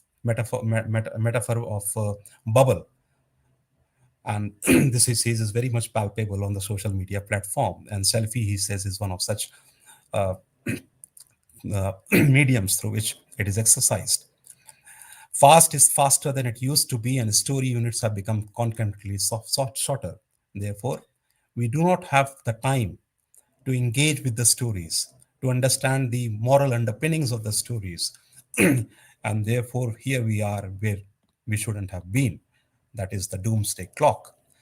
The doomsday clock was divided by the bulletins by the Bulletin of the Atomic Scientists in 1947 as a metaphor to indicate how close we are to the global catastrophe. It started at, the clock, it started its functioning at 11:53 p.m. and ever since has moved backwards and forwards depending on the environmental situation. The farthest being at 17 minutes to midnight in 1991 after the collapse of the Soviet Union and the signing of the Strategic Arms Reduction Treaty. In 2020, however, it came very close to the midnight, that is 100 seconds almost to the midnight. That is where we are. And what kind of a world, therefore, we are making? That's a question that one should always ask. Or as Du Bois asks, how does it feel to be a problem?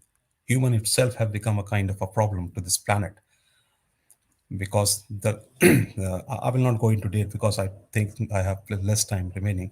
Anyway, so what is the way out to solve this problem? One of the possible way outs can be the seven liberal arts.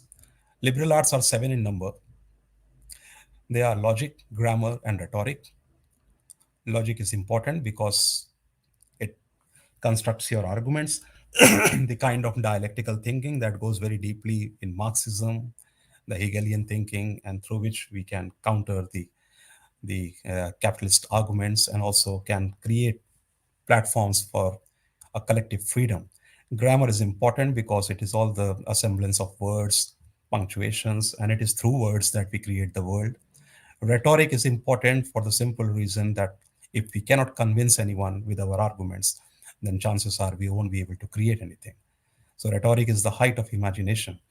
Arithmetic, music, geometry, and astronomy, they constitute the quadrium of the liberal arts, and they themselves are very important for obvious reasons. In fact, music, it's important because it creates a sense of aesthetics. It brings aesthetics directly into contact with the humans. Geometry is important for the simple reason because everything in this universe that we encounter and experience is in the form of shape. In fact, our own, if one looks closely at the shape of our nose, that performs the most important task, that is the task of inhalation and exhalation, is in the form of one of the geometrical figures, that is the triangle. Astronomy is important because it tells us the distance and it tells us the directions as well. And similarly, arithmetic is important because it provides us a sense of calculating things, right? Now, liberal arts education, I will not go into the new education policy. Professor Murthy has already touched upon it to some extent. But according to the new education policy that India has come up recently, a liberal arts education enables one to truly develop both sides of the brain, that is, the creative brain and the analytical side. And that's the reason why I see liberal arts in one of my articles. I have defined it through the metaphor of a train journey. In a train journey, passengers are normally seated facing each other. So the person who's sitting in front of you, opposite to you, gets a different view, and you are getting a different view altogether. But we are all moving towards the same destination, in the same direction, if not destination. And that is the collective living. It beautifully captures the the collective survival and the collective journey in this human world. That's why Peter Drucker coined the term knowledge worker in his essay of 1959. Knowledge worker, in fact, is a term which captures the idea of that liberal arts advances to think of social intelligence, humanity, and economic frameworks, and how it can be aligned to suit the human civilization. It's an important essay that touches upon a lot of significant problems that liberal arts can handle. Now, coming to the core of liberal arts, interconnectedness or interdisciplinarity. You must have heard this term interdisciplinarity and in multidisciplinarity almost in daily university lives. But this kind of an interdisciplinarity that we talk about, and now I echo Professor Murthy's voice, in fact, it goes far back to the ancient Indian education system. Because interdisciplinarity was very much the core of the ancient Indian education system. And this interdisciplinarity, in fact, was a kind of an idea that was driven by an idea of interconnectedness. Now, what is this interconnectedness? Interconnectedness is the idea that you and I, all of us in this world, are interconnected to each other. Humans, that is to say, cannot survive in in silos. We need other. For example, your liver, it won't survive without the presence of the bacteria. The digestive system will fail. Similarly, the plankton, the microorganisms found at the base of the oceans, if they die, the entire oxygen balance in the atmosphere will be shattered. it will be imbalanced, and therefore the entire life pattern on this earth will no longer exist. So you see how intricately we are all connected to each other. This is the integration model of knowledge that a liberal arts advances. And the best example through which it can be illustrated is possibly turn to Vishnu Dharmuttar Puran, where there is a story, an anecdote, which deals with the king Vajra. And I'm talking from the Indian point of view. So there is a story which deals with the king Vajra, who wants to know about the art of idol making, how to make an idol. And he goes to his teacher, Markandeya. And Markandeya tells this king, that is the king Vajra, that you cannot learn idol making like this. If you want to learn the art of idol making, you first need to know painting. So then the king moves to another teacher to learn painting. But he was told that you cannot learn painting. To learn painting, you must know the art of dance. So he develops an interest that he should learn this dance. So when he goes to learn this dance, he's told that the knowledge of instrumental music is important. But then he's told that the knowledge of instrumental music is not possible without vocal music, because he or she who knows vocal music knows everything. In fact, here I must add, in Greek context, from Greek civilization, the idea of democracy and poetry, they evolved together. It's a different history. I won't go into it. But this example in itself suggests very powerfully the idea that we are all connected to each other. And this takes us back to the notion of the interdisciplinarity or interconnectedness that I was talking about.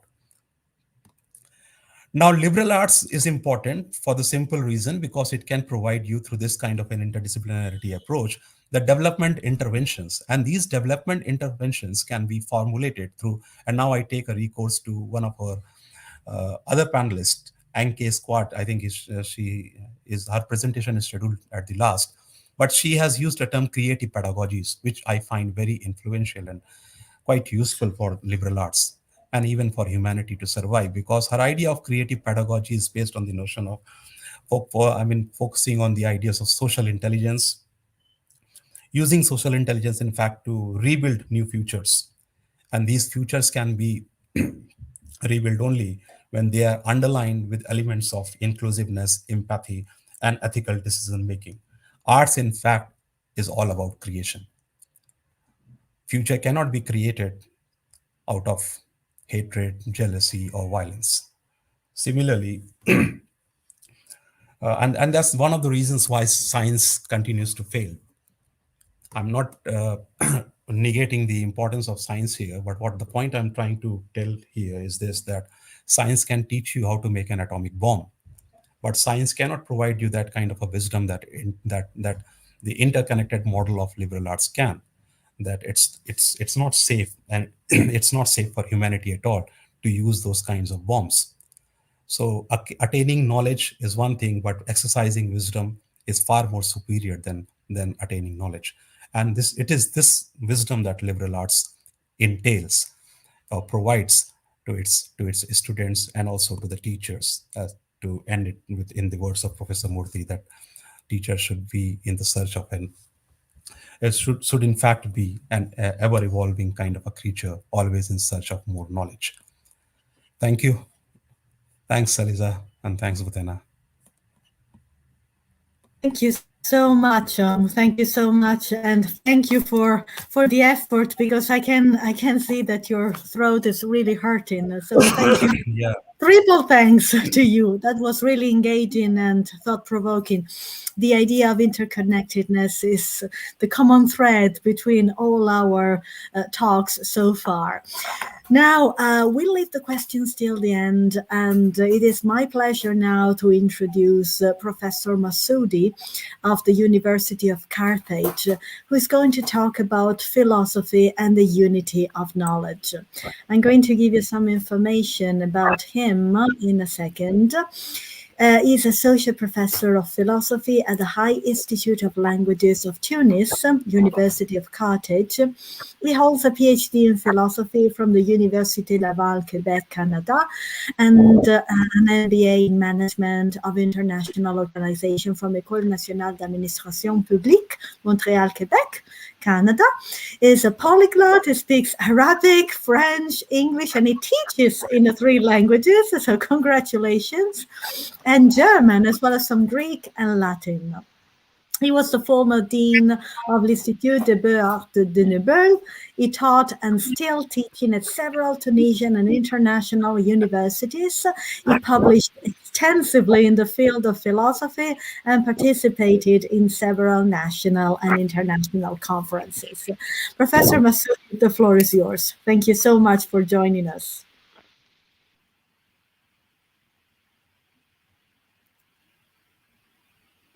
Your mic. We cannot hear you.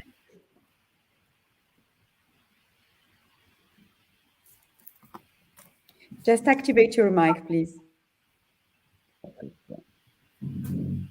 Thank you very much for this. Thank you very much for this presentation. It's an honor to participate with you in this symposium. I thank you also, my colleague Busaina Majhoul for her invitation. And I will be talking actually about one topic, which is very dear to me.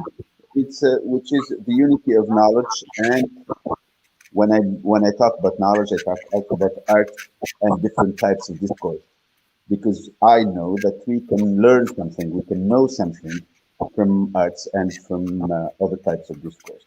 So the thesis I'll be defending is very simple, and I will say it straightforward, is that philosophy was and should be the knowledge, the type of knowledge that makes the unity of all sciences and arts possible. Without philosophy, we are witnessing, and we will witness the disparity of all knowledges, and beside that, a confrontation between them. The first argument I will give in order to defend my thesis comes from history, and comes from history of philosophy and history of sciences too. Everybody knows that in Greek philosopher, in philosophy thought, in Greek thought, in Greek philosophy, all sciences were founded in philosophy. The unity of sciences is made and is made possible. The unity of sciences is made possible because they are all philosophy questions. So, for example, when Aristotle asks himself this question, what is physics? He never thought that physics is a separate science from philosophy. Because why? Why? Because philosophy is a question about being itself, but being regarded at it or considered in one of its aspects, which is the movement. So the question about physics, when Aristotle wrote his books on physics, he was asking a philosophical question treating about being, but being considered in movement. Or when Aristotle wrote his book on metaphysics, means on being as such, he was not like changing from one topic to another. He was asking himself a question about being, but looking at it from a different perspective, which is the perspective of being as such. And when Aristotle or Plato asks himself, what is mathematics? Mathematics is also a philosophical question about being, but considered from one standpoint, which is the form of things. So when a mathematician asks himself about the circle, he looks at the circle without regarding the material from which it was done, but as a form itself. So moving from one discipline to another is staying basically on the same question, which is the question of being. And and I'm talking here about the Greek philosopher, which is Plato and Aristotle. When they ask themselves a question about ethics, they're not looking in a different type of question. It's a question of the being with the others. Means the question, the being sharing the same space with others, and how what are the rules of managing this space. So from one topic or another topic, from one science to another science, we are moving in the same area. And that's why we talk that we say that philosophy was guaranteeing that those different types of sciences, they live together. More than that, those types of sciences, they are written in their date of birth. In their date of birth, they are philosophically grounded. So that's why their relationship is not an exterior relationship. It is grounded. It is written, as I said, in their date of birth. The other thing that I want to say, this is the second argument. I move to the second argument. I would say that Greek philosopher, when they thought about truth, they didn't think about truth in itself. They thought about truth, which has to be good. Means moral philosophy is basically included on the question of truth. There's no bad truth. Truth has to be moral. And truth has to be beautiful. So the separation that we see nowadays between truth and good and beauty, between sciences and moral philosophy and aesthetics didn't exist in a Greek thought. In order to be beautiful, you have to be truth. In order to be good, you have to be beautiful. So that means there's no ugly truth. There's no bad truth. So the separation between those different types of discourses that we used to nowadays, they're basically wrong when we put ourselves in the Greek episteme, or in the Greek way of thinking. So that's why I would say my thesis is that there is no separation, and what was putting those different sizes, or the different sizes, or those different types of discourses, what will make them together is philosophy. What happened nowadays, basically after the scientific revolution, is that every science has tried to take its independence from philosophy. And everybody knows Kant, like the critical philosophy of Kant. He would say that there's three different books. There's a book about truth, which is the critic of pure reasons. There's a book about moral. So there's a moral rationality, which is completely different from a theoretical rationality. And there's a rationality, what we call rationality of the beauty and the sublime. So there's a separation, and every science has tried to separate itself from the other. So, and we assist to a birth of a new type of science, which is what we call a weak sciences, which is the human sciences, or what German they call the Geisteswissenschaften. The Geisteswissenschaften means they try to imitate. They try to imitate and to be like pure sciences, or like sciences, physical sciences. So here we see that there is a problem, that we see that different disciplines, they try to be all together, and there was a real problem. So now the reaction of the university, our university, the university in which we are teaching today, is that what assured the unity of different disciplines is the administration. It's no more philosophy. Philosophy is basically absent from in our university, in our environment.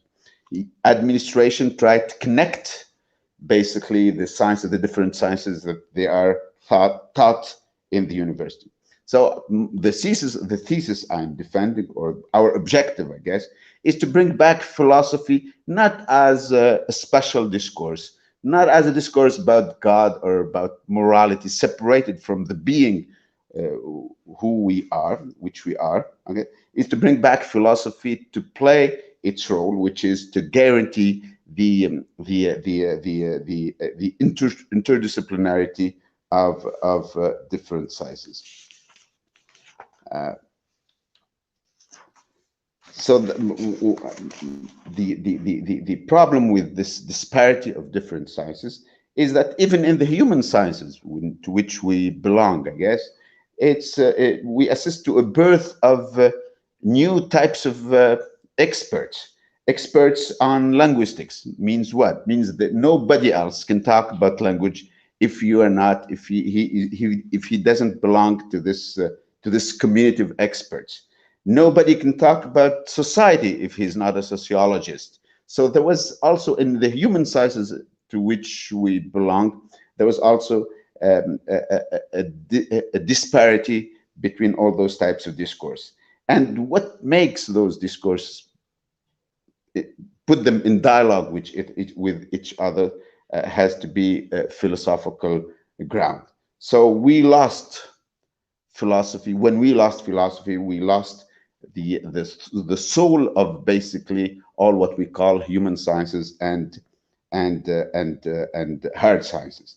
And here I refer basically to the book of Heidegger, who says in a conference in 1929, and when he said, listen, let's bring back philosophy to play the role, a basic role in our university, means to make sure that all disciplines, they are in communication together and they're grounded philosophically.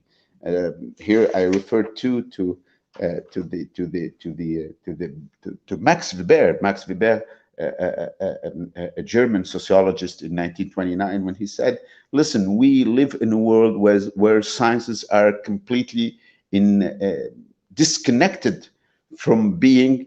We live in a vacuum of meaning. So let's bring back philosophy. When we bring back philosophy, we bring meaning to our life.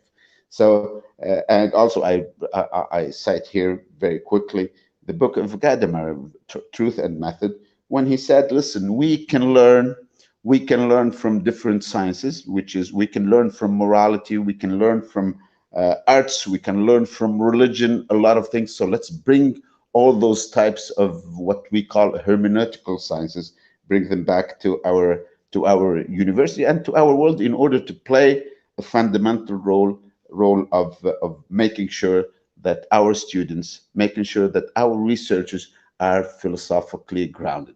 So that's, I guess, our task. That's our job. And let's work it together. I thank you very much. This is the end of my presentation. Thank you very much. Really wonderful. Really wonderful. A student of mine has just dropped an email to me saying, thank you so much. That is a wonderful seminar. I'm learning a lot for my future career as a teacher. So really, thank you. Budeina. Amazing talk, Professor Hisham. I was listening to you carefully, and I think that I forgot that I am going to present our next speaker, Professor Mohammed Hafizur Rahman. I hope that he joined us.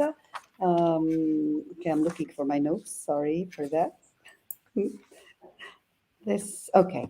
He is a PhD in TESOL and Cambridge certified language instructor. He works with the Sheikha University in Saudi Arabia. Mohammed has 10 years of experience in teaching and research in paralinguistics-oriented TESOL. He aims to create new teaching methodology based on distinct patterns of TFL and extensive observances during ESL communication. He will be given a talk on the importance of MRPC in a TESOL environment. Professor Mohammed, the screen is all yours. Thank you for honoring us with your presence. Thank you for joining. Okay, thank you so much, Buderia. Thank you so much, Elisabetta, and esteemed panel members. I was wondering if it wouldn't have been.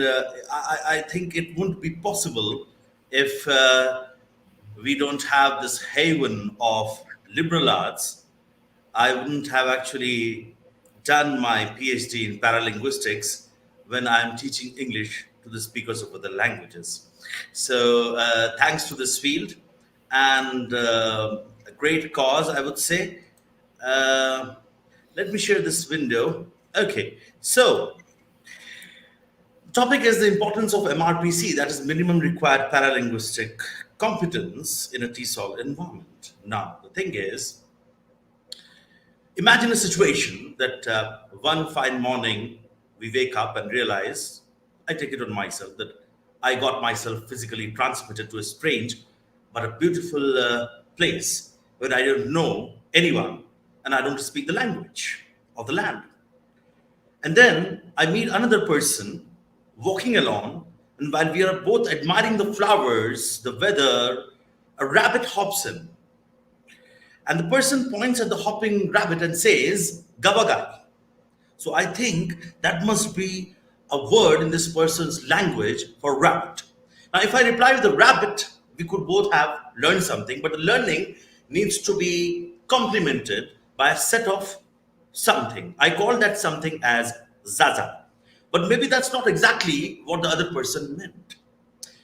Does Gavagai means rabbit, or maybe it's just a fuzzy animal or a verb of hopping, or just, hey, look, I could ask, but I don't speak the language yet. So how can I ask? And I try to figure out to ask about these complex ideas which require us to first know the more basic, concrete words like rabbit, which is what we are trying to figure out in the first place. We need to get out of this loop. So, as we just saw, that language is a unique area, and to study it, because we need to use it to study it. So, on one hand, this means that we cannot do linguistics without needing a fancy equipment. So, why there's a need of fancy equipment?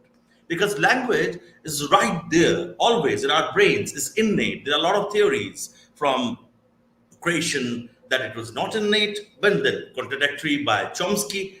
Professor Chomsky says it's innate. On the other hand, this also means that we need to be really precise about cultivating paralinguistic awareness, paralinguistic zaza.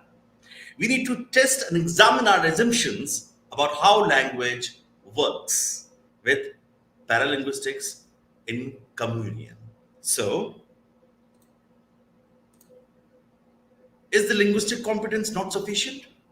Why do we need paralinguistic competence? Let's understand the definition.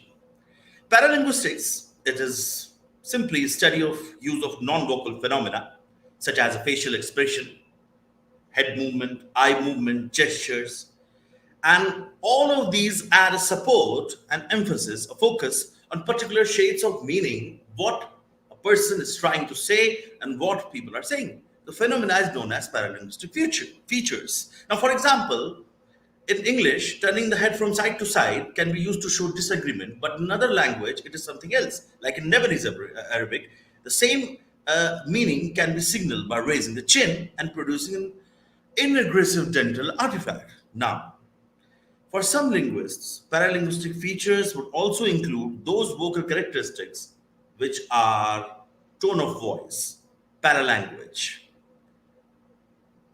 the variation. That is what matters. Now, paralinguistic, as the word says, there has to be a shackle, there has to be a connection. Paralinguistic is something extralinguistic, metalinguistic, which takes us to another zone that is basically driven by paralinguistic awareness. Then comes paralinguistic competence, followed by minimum required paralinguistic competence. I call it MRPC. MRPC in a language teaching, especially in EFL and ESL environment, collectively, ESOL environment. And then we must talk of the pursuance of effective teaching of English language. For that, let's take it forward. Way back in 2003, I came across an interesting document based on recommendations for adult ESOL pedagogy regarding adult TESOL strategies, which was a review of research annotated bibliography and recommendations for future research, which was presented by Literacy Research Center of Lancaster University. Remarkably, at the end of each section, they have indicated some of the research issues which arise from the review of the literature. Now, they suggested a research agenda for ESOL, pedagogic practice, and took account of 4 areas. Now, what are those 4 areas?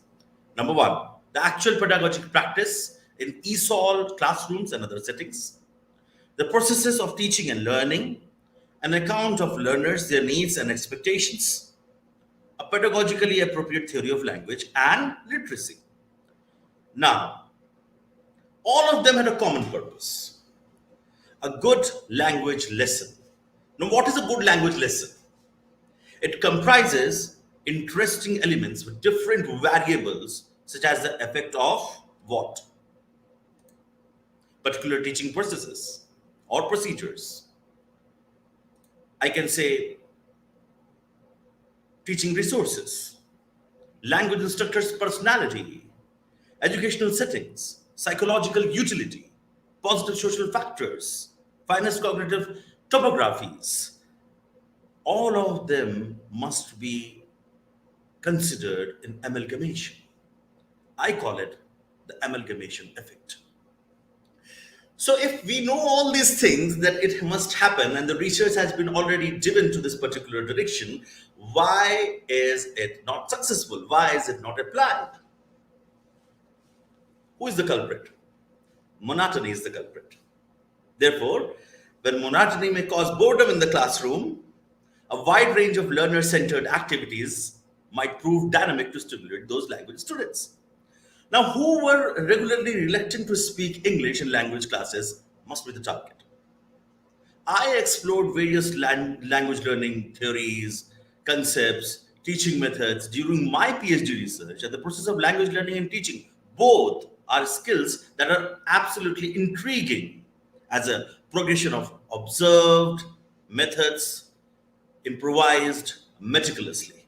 For example, an app can be used for higher education students as a content creation tool, and that allows us to tell their own stories using images saved by them or us on their own device, and it lets them record their own story based on entertaining images. Now, it could be a groundbreaking speaking exercise app, or there are so many apps like we can generally see the games like bingo or bouncing balls, and why not connecting them to the English language lessons? Did we ever think about that? Okay, so we can there's another way we can show the students some pictures or objects. A fun language game by language instructor, I call it LI, and can be a language instructor himself can be funny. Now the instructor can give a tangible or a specific or situational paralinguistic cue based on innumerable paralinguistic features which is present in TESOL environment. And what are those variables? A vast bubble of variables. It must be created as a result of communion, a communication in between the ESOL instructor and ESOL learners. The whole classroom is full of opportunities. Now, depending on the paralinguistic competence of the language instructor, will come out the result, the inference, which is in turn inevitably depending on linguistic awareness. Only linguistic awareness won't suffice. Monotony is the culprit. So we need to curb that culprit. What is the relevance of paralinguistic features? Big question. What is the relevance of paralinguistic features, especially in TESOL? In my further investigation, I found that when a teacher would give off subtle paralinguistic features, specific paralinguistic features, cues of encouragement, it would lead the ESOL learners to do better by ESOL acquisition. Likewise, most imperative aspirations is actually responding beyond the tactic question. Is it possible to develop and maintain a minimum required paralinguistic competence, MRPC, to teach English language in an ESOL environment effectively? To finalize an answer and the scope of embodiment, it is required to understand few terminologies. What is paralinguistics? When I was doing my research for my PhD thesis, this book helped me a lot. That is Longman's Dictionary of Applied Linguistics, and according to that, um, and some other thinkers also, when we talk of Gregerson, McIntyre, we see that paralinguistic means nothing but non-verbal. More than that, even more than that, ESOL paralinguistics is the study of non-verbal and paralinguistic features of an ESOL classroom.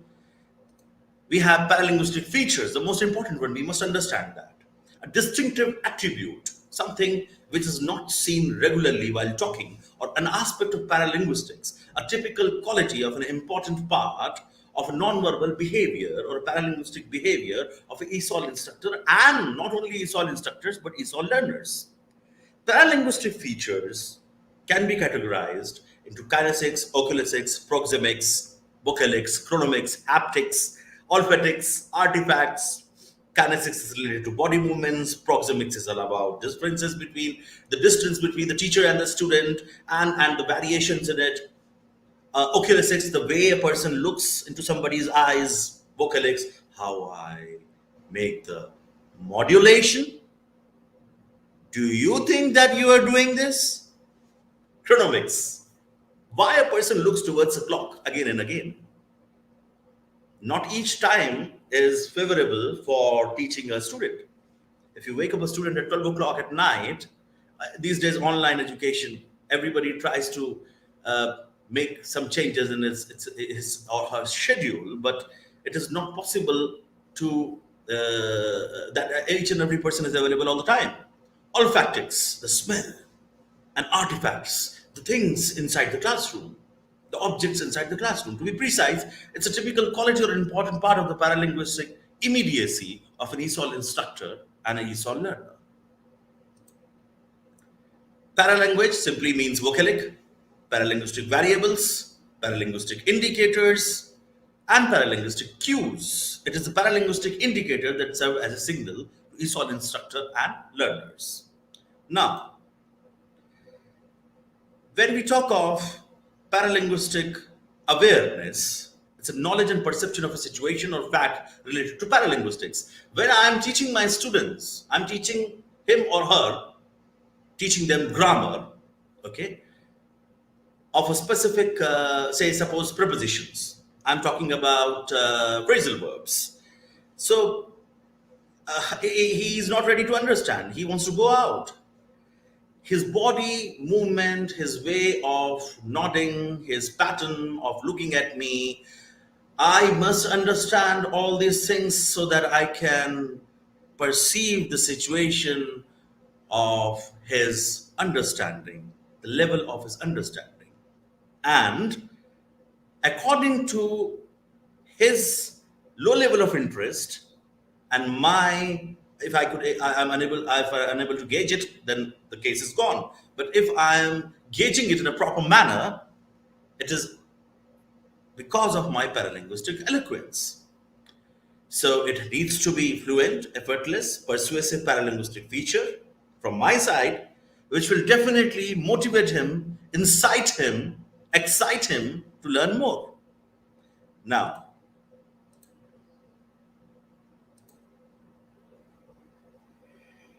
so if, okay, now the key, let's harmonize linguistic and paralinguistic parts of ESOL communication. How can we harmonize it? These are two different things. Here comes paralinguistic exposition, paralinguistic eloquence. We will definitely try to create a harmony in between these two elements if we want to become successful ESOL instructors.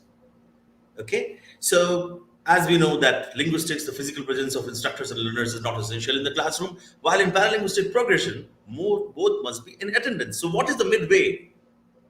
In pure linguistics, we call for record of activities, which is absent in paralinguistics. We cannot record and see the pattern. Here comes the need of the research.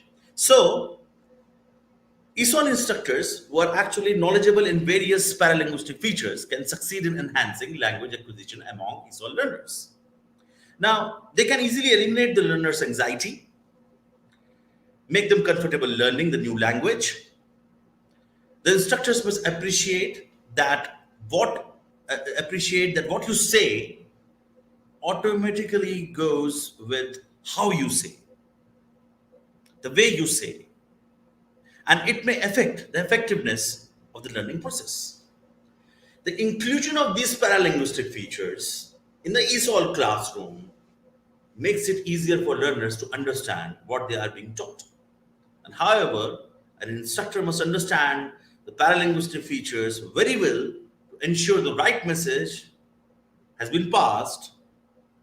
It is really necessary as language instructors for us, linguistically aware language instructors, to comprehend the importance of minimum required paralinguistic competence, which is in composition, which actually comes together with the study of linguistic contingent, paralinguistic features, collaborations, moods, feelings, all potential interactions in ESOL environment. Here comes the liberal arts. Okay, so next one.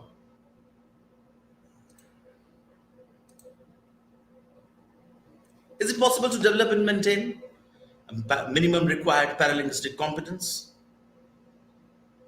to teach English language effectively in an ESOL environment? Yes, it's possible. It's possible. How is it possible? If we are aware of the fact that language instructors, each language instructor under an organization is coming with individual features, instructional processes, interactional methods, self-perspectives, and perspectives about other people differently, and we must try and appreciate that. To be precise, try to make them draft their experiences based on their own paralinguistic awareness, based on the documents and the criteria created by the research. I think it is possible to maintain a minimum required paralinguistic competence. How can we do that? By being just, by being honest, by being adaptable, being compassionate, by being optimistic. Because we have egos, and then we have teaching egos. I am the best teacher in the universe. So if we keep that thing outside the classroom, the communication inside an ESOL classroom can be seen with the specs of experience with multimodality. Now, what is multimodality? We all know we have different 5 modes. Here comes the paralinguistic features: the oral, the visual, the spatial, the gestural, the linguistic one. Now, what is the context? Of course, the TESOL, teaching English to the speakers of other languages, and there are specific pedagogical benefits. I have developed something called as the process of paralinguistic usage in a TESOL environment. Let's understand this. There is a need of awareness regarding different types of paralinguistic features. There's a need of understanding of diverse roles of paralinguistic features. Development of aptitude to distinguish between paralinguistic features and linguistic aspects of TESOL. And if we are unable to distinguish it, I think it's really difficult to use it in a symphony. So information of cultural specific paralinguistic features, it depends from culture to culture. Then there is a need of familiarity with the visual functions of non-verbal communication, that is paralinguistic communication, in course books. Then we go to a stage where we will be able to do a tactical use of paralinguistic features in an ESOL classroom with a required paralinguistic competence. Now, let's understand the importance of MRPC in terms of vocalic paralinguistic features and non-vocalic paralinguistic features. Voice, when you speak, something when you do not speak, or something which you do in communion. We must know the right balance. So, the importance of MRPC in a TESOL environment. What are the relevant indicators? How can we realize the fact, or how can we decide the fact that it is mandatory to understand the student's level of understanding on the basis of his volume, variation of volume, duration of one volume contrasted with the duration of another volume, context of volume variation, etc., intonation proximity, environmental context during proximity, vocalized sound, gesture, size or expansion of gesture, speed of the gesture, duration of the gesture, motion of the gesture, the sequence of the gesture, facial expressions. So, I tried to create suggested list of paralinguistic indicators and it helped me a lot. That is, when I ask a question, I see a reaction from my student's side. That he says something with a specific type of lateral eye movement. I call it clem. Then there's an involuntary eye movement. He's thinking something, looking in some other direction. I ask his name, I take his name, I ask him something, and he looks at me. He looks towards the voice. I may be standing in front of him, I may be standing at the back of him. So that is basically the involuntary eye movement. Direct eye contact, open palm gestures, voice loudness in the start of an ESOL lecture. Today, we are going to talk about adjectives. My voice should fall to the last student sitting in the classroom. This awareness of paralinguistic indicators are very important because if we do not speak with our actions, words won't be loud. So illustration with a baton, voluntary gesture with fingers, involuntary head gestures, all of these are extremely important. So now the catch. What is the correlation of SLA, FLA with, that is, second language acquisition, foreign language acquisition with paralinguistic behaviors, paralinguistic awarenesses, paralinguistic attitude, and paralinguistic features, paralinguistic exposition, and eloquence? It goes in a circle. L2 development is not possible without paralinguistic eloquence of the instructor. That's what I found by my research, with my research. So, I would say, learning to use English language, what is the big idea? The idea is a full swing action research must be done on specialized paralinguistic skills based on TESOL required paralinguistic eloquence or expertise when teaching English to the speakers of other languages. Now, learning to use English language for career growth is, according to me, similar to learning how to drive a bike. It is easier for a driver to ride the bike on a level ground, but it's really difficult for him to ride the bike in a desert or some place which there's something called as ups and downs. So it's easier for the student to cruise on the smooth sea. My study involved the use of English literature and paralinguistic features for language teaching purposes. I realized that paralinguistic eloquence scrubbed with paralinguistic features of language teaching purposes, linguistic activities in language classroom helps my students go along the road to fluency. New technology-based activities help in them. These exercises have they dependably carry a new transformation in the atmosphere of traditional language classroom. For us, as TESOL instructors, for me personally, and for some of my colleagues also, most of my colleagues to whom I discuss this strategy, the observation of the activities facilitates in giving more language training, and it can be developed for immersion.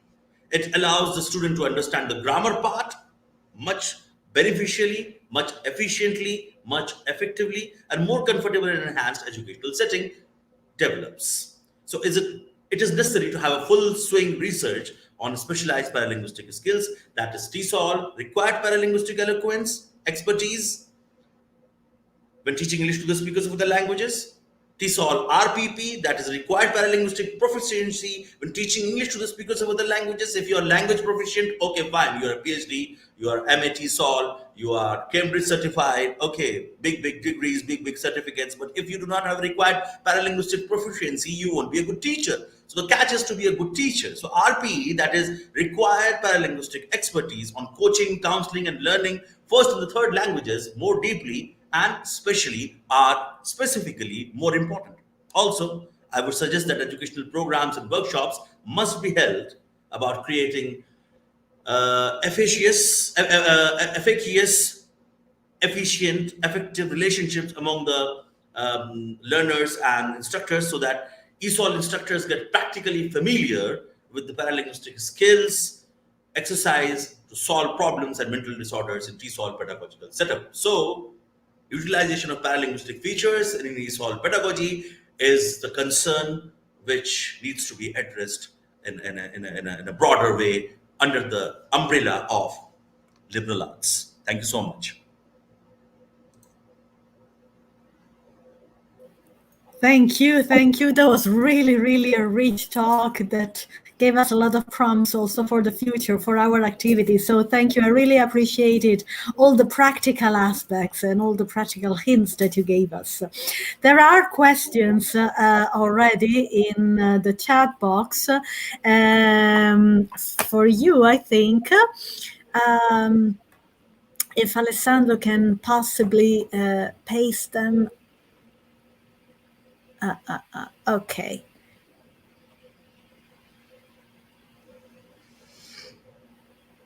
Okay. Can you see the question? No, I think this was before. That there is a question from Budaina to Professor Ichem. Could you elaborate more on the way philosophy bridges disciplines? So we need, Alessandro, we need to have all the speakers. Yes.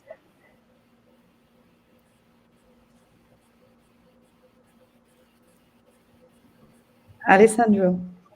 Yes, I'm texting him. Okay, great. The chat is boiling with questions. Okay, maybe we can start with the question for Professor Rahman. There is a question from Marta Fabi. She wanted to know something about the bureaucratic organizational problems. Any practical advice? Okay, so we are talking about Martha's question, right? Yes.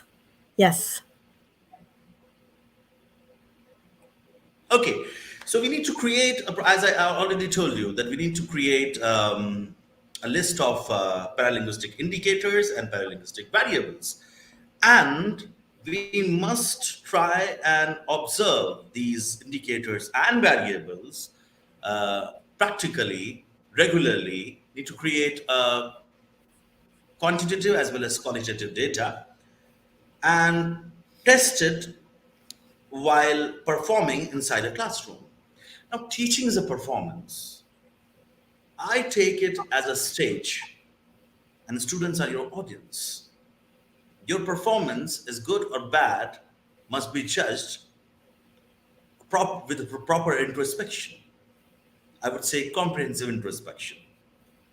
Now, if you record yourself for your development, at the end of the day, you might realize that your certain question has created a reaction.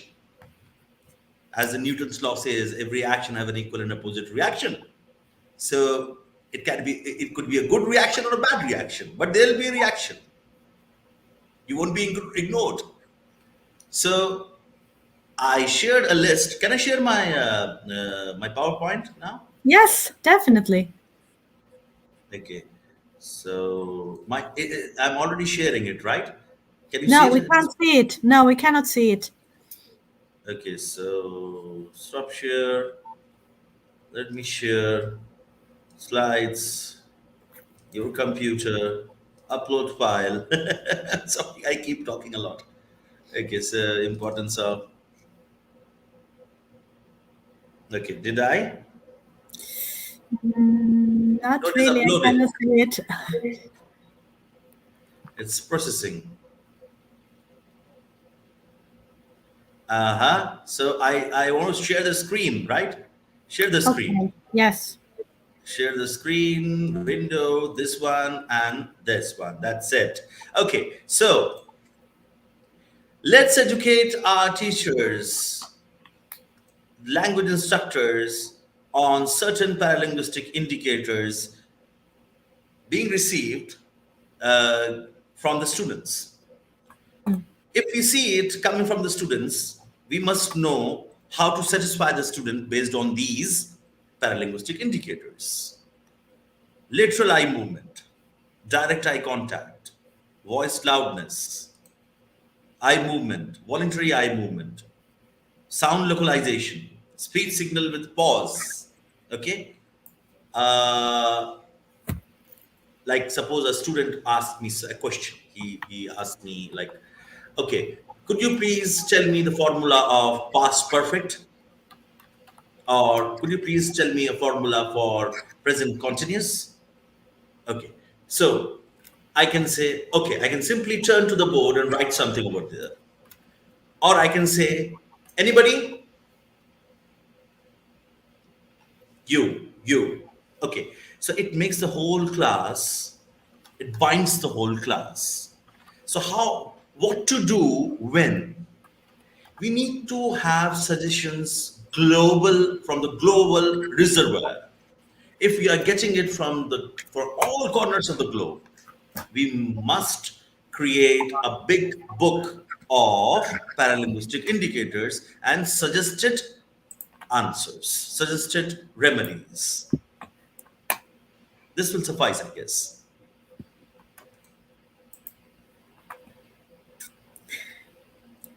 Thank you. Very good. So, okay, we have Professor Mesodi here, and there was a question for him from Budaina. Budaina, you can ask him. Yeah, thank you, Elisabetta. I wanted to ask him how to build the bridges. How could philosophy build a bridge between disciplines? One of the sentences that interpolated me in your talk is the birth of those new types of experts or new types of disciplines. But I think that we are entrapped within them, okay, and it narrows the scope of our focus. Means that if you understand something, if you are into philosophy, you should stick there, should stay there. If you are into literature, yeah, it's your area, it's your field. We are kind of imprisoned within them. So how could we build a bridge? How could philosophy help us bridge those disciplines and go through them and create a link? I thank you, Buthena, for the question. Uh, what I meant really by my presentation is to make us aware of that philosophy. It's not a content. It's more a way of being into the world. It's more a way of questioning. So philosophy, as we teach now in our university, is a field of knowledge. It's not a ground knowledge that makes us like interpret and live in this world. So that's why I say the new type of experts, they exclude every critical thinking. My friends who are specialists in critical thinking, they know that we are trying to be to be inclusive. We're trying to be more exclusive. Excuse me. We're trying to be more specialist in one field. The way philosophy is looking at things is like in every field we have to ask ourselves that the question of being together. In order to ask about the truth of language, we have to think truth of language as a part of our living together. So it's not a scientific field when we're not asking a scientific question when we talk about language or when we talk about society or when we talk about morality. We are asking the same question, which is how to live together. So that's what I meant by grounding all our thoughts in only and one question, which is being together, being into the world. So it's a new perspective. So that's why I criticise my friend philosopher who are trying to be a helper for scientific thought, a helper to morality. No, it's not that way. The way we should teach our students is that arts are fundamental to our life. Philosophy is fundamental to our life. In our understanding of what language is, in our understanding of what society is. So it's not a putting more information into the mind of our students. It's just teaching them how to apprehend things differently, how to look at different speciality as belonging to the same question, to the same ground, which is a philosophical ground. As I said, when Plato spoke about art in the Republic, in the 10th book of the Republic, he didn't say, listen, we're going to move from one topic to another, from one chapter to another. It came from that, it erupts from that fundamental, that ground question. So that's why I asked myself and I asked my colleague to be in our ways, in different ways. A philosopher means critical thinker. And here I'm going to end with this.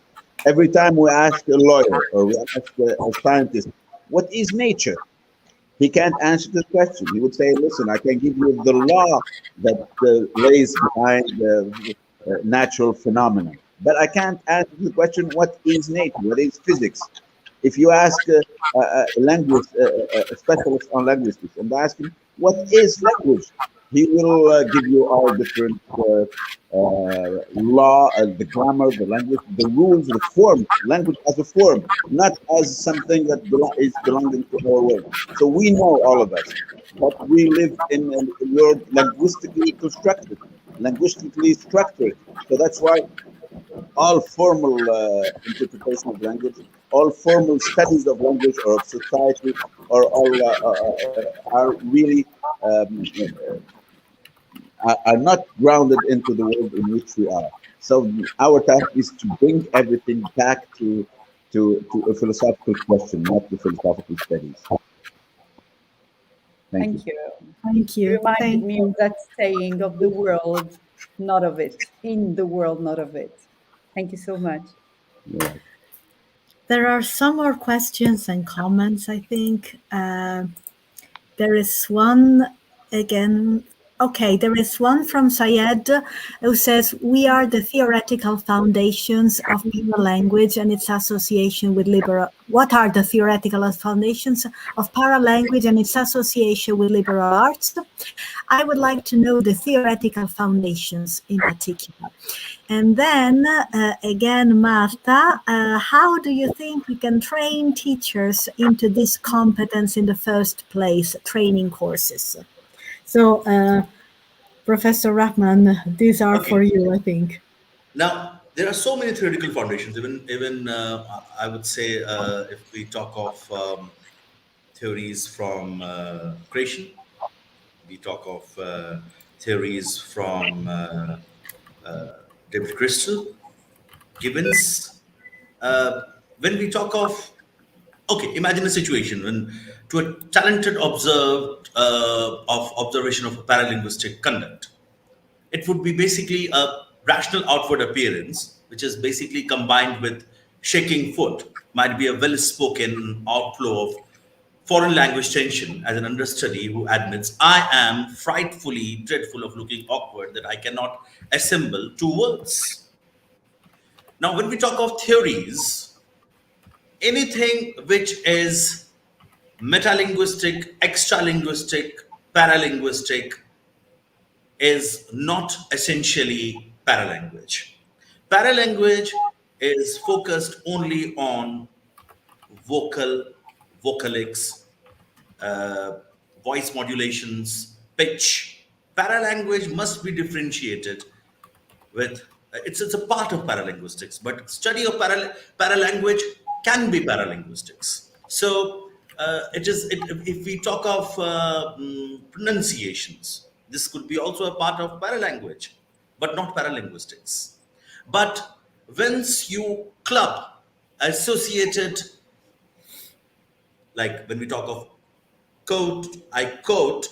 So it's basically quote is a pronunciation, how I say it. But when we do it like this, makes it more clear.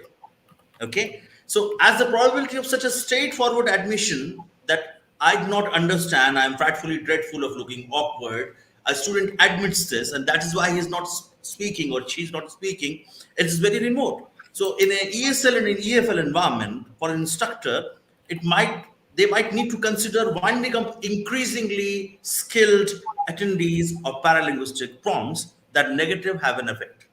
So especially when considering the aftermath from emotions that possibly could have significant repercussions on an ESOL securing, for example, foreign language uneasiness, which was characterized as sentiment of strain and fear, anxiety, amongst the best indicators of foreign language accomplishments, which has been already said by Krishnan in 1981, Gardner in 1985.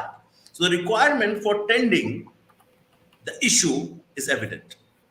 Restless people react less successfully to their own mistakes, as quote unquote Grigerson in 2003. Now, coming to the situation where I saw a question which says that what is how can we actually train our teachers? I would say we must assemble, gather various paralinguistic indicators, reactions from the students, put it in a book, try to create an encyclopedia in an ESOL context, in an ESOL environment, and we must also document that what were the reactions from from the teacher's side, from the TESOL instructor's side, which pacified, motivated, and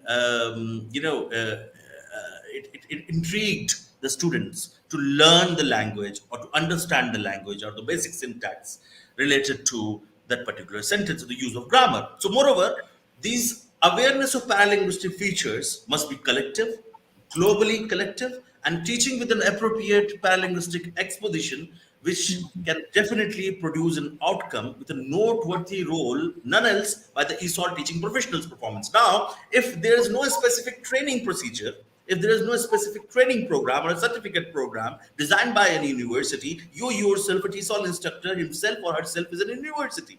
He sees, meets students, she sees, meets students every day on a daily basis. What have you said, the way you said, created a reaction from the student's side, which he liked or she liked, and you also liked. You also felt satisfied that I have done something really good to make him or her understand my point. And which these things can be observed as paralinguistic indicators. Take a book, take a notebook, write it down, document it. You will see after 6 months, you will have this much of book, a bunch of papers, bunch of documents, which will really benefit you and your fellow teachers. And it has to be after mutual instructor-learner paralinguistic immediacy, immediate reactions. You will get proficient about it. And that is what minimum required paralinguistic proficiency and competence is all about. So, nobody can stop me, so I'll keep talking about it. So I hope this this Very We're enjoying it. Thank you so much. Thank you. I don't know whether there are any other comments. Elisabetta, there is a question again for Professor Rahman could you suggest any book on paralanguage by Shaminaz, Dr. Shaminaz? Dr. Shaminaz. Okay, shall we? Okay, I would like to share a book. Okay, this will really help my fellow teachers, the attendees, all of us. And okay, there are so many books, but okay, why don't you read Games People Play and understand the transactional analysis in between uh, persons? You will understand that before understanding paralinguistics, you will need you need a sense of understanding related to adult ego state, child ego state, and parent ego state. And let me. Okay, so I really want to share the book. There are so many books because I want the students to be, the attendees to be benefited by this talk. But I'm not actually, I was not ready for this. Well, maybe we can write it in the chat box later. We can write during the break. You can simply send us the reference and we'll copy and paste it in the chat box of YouTube. No, I got it. I got one. Oh, yeah, you got it. Excellent. Okay, so how to share it? Share the file? Yes. No, but it's only slides. It talks about slides only. You can share the screen, can't you? Okay.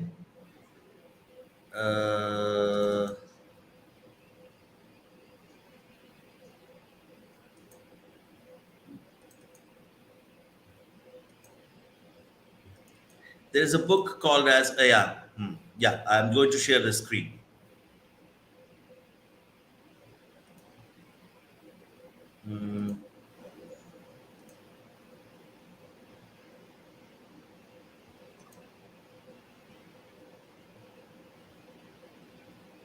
Technology has got its own advantages and disadvantages.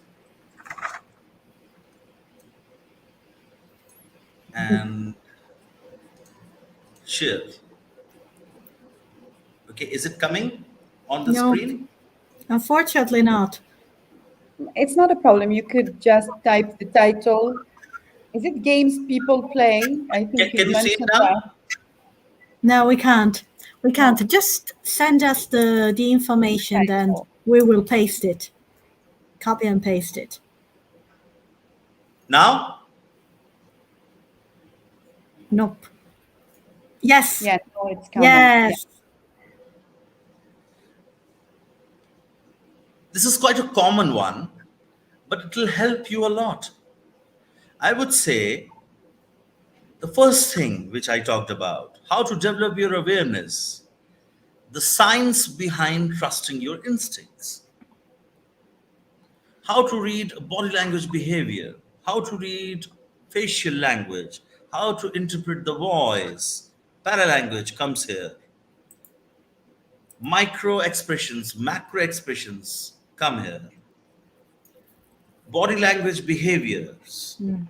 This book is fantastic. I would say if you read this book, you'll enjoy. And then you try to observe. This is very important. You try to observe action and reaction from your own side. So that is what I always said, that there is a need of an actual action-based research when we talk of teaching English to the speakers of other languages based on minimum required paralinguistic competence or paralinguistic competence.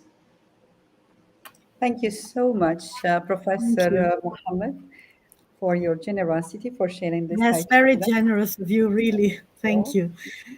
I think it's time for a break, Elizabeth. I think it is time for our break. There are other comments, but I hope you will join us also this afternoon. So maybe in the end, if we have still time and other questions, maybe you can address the questions. Okay, so let's start for lunch, and let's see one another again at 2 o'clock. Thank you very much Thank you for so your much. attention, So and nice thank of you you. for the Thanks. Thank you so speakers. much. Thank you. Thank you. It's been wonderful.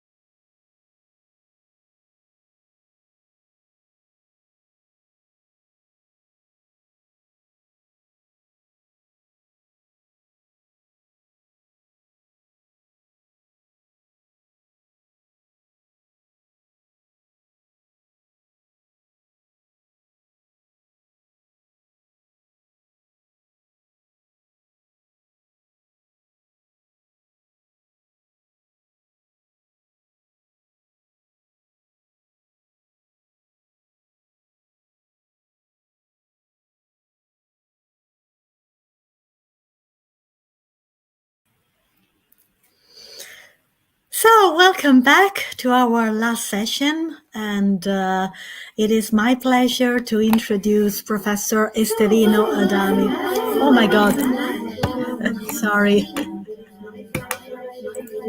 There is a terrible echo, but I'll mute it immediately. Okay. So Professor Esterino Adami, as I said, who is a very good friend of mine and an excellent scholar from the University of Turin. Today, he will be talking about a way of changing things, of living well and creating freedom. Anif Qureshi and the power of writing. Now, let me talk about his bio for a second. He is associate professor of English language and translation at the University of Turin, Department of Humanities. His main research areas include critical stylistics, post-colonial writing, and social linguistics. He has published extensively many articles and book chapters on diatopic varieties of English, naming and ideology in the post-colonial Indian world, embodied metaphors for languages, the linguistic innovation of Indian English science fiction, and the narrative rendition of specialized discourse, botany, food, and railways. He has authored many volumes, and his current research combines the analytical tools and critical frameworks of cognitive stylistics and post-colonial studies to investigate new Indian English fictional tests. The floor is yours, Esterino. Thank you for joining. Okay, so thank you very much for this generous introduction. First of all, I would like to thank the organizers, Tor Vergata University, Butena, and of course, Elisabetta Marino, who is, first of all, a very important friend and then a colleague. I hope I won't be too messy with this online presentation, but it's a pleasure to see virtually colleagues and friends from different parts of the world. Since we are speaking about humanities and liberal arts, I think humanities and liberal arts are also about meeting real people. Now we have to rely on technology, but I hope we will be able to meet again soon. Okay, so I think I can get to my PowerPoint. Can you see my PowerPoint?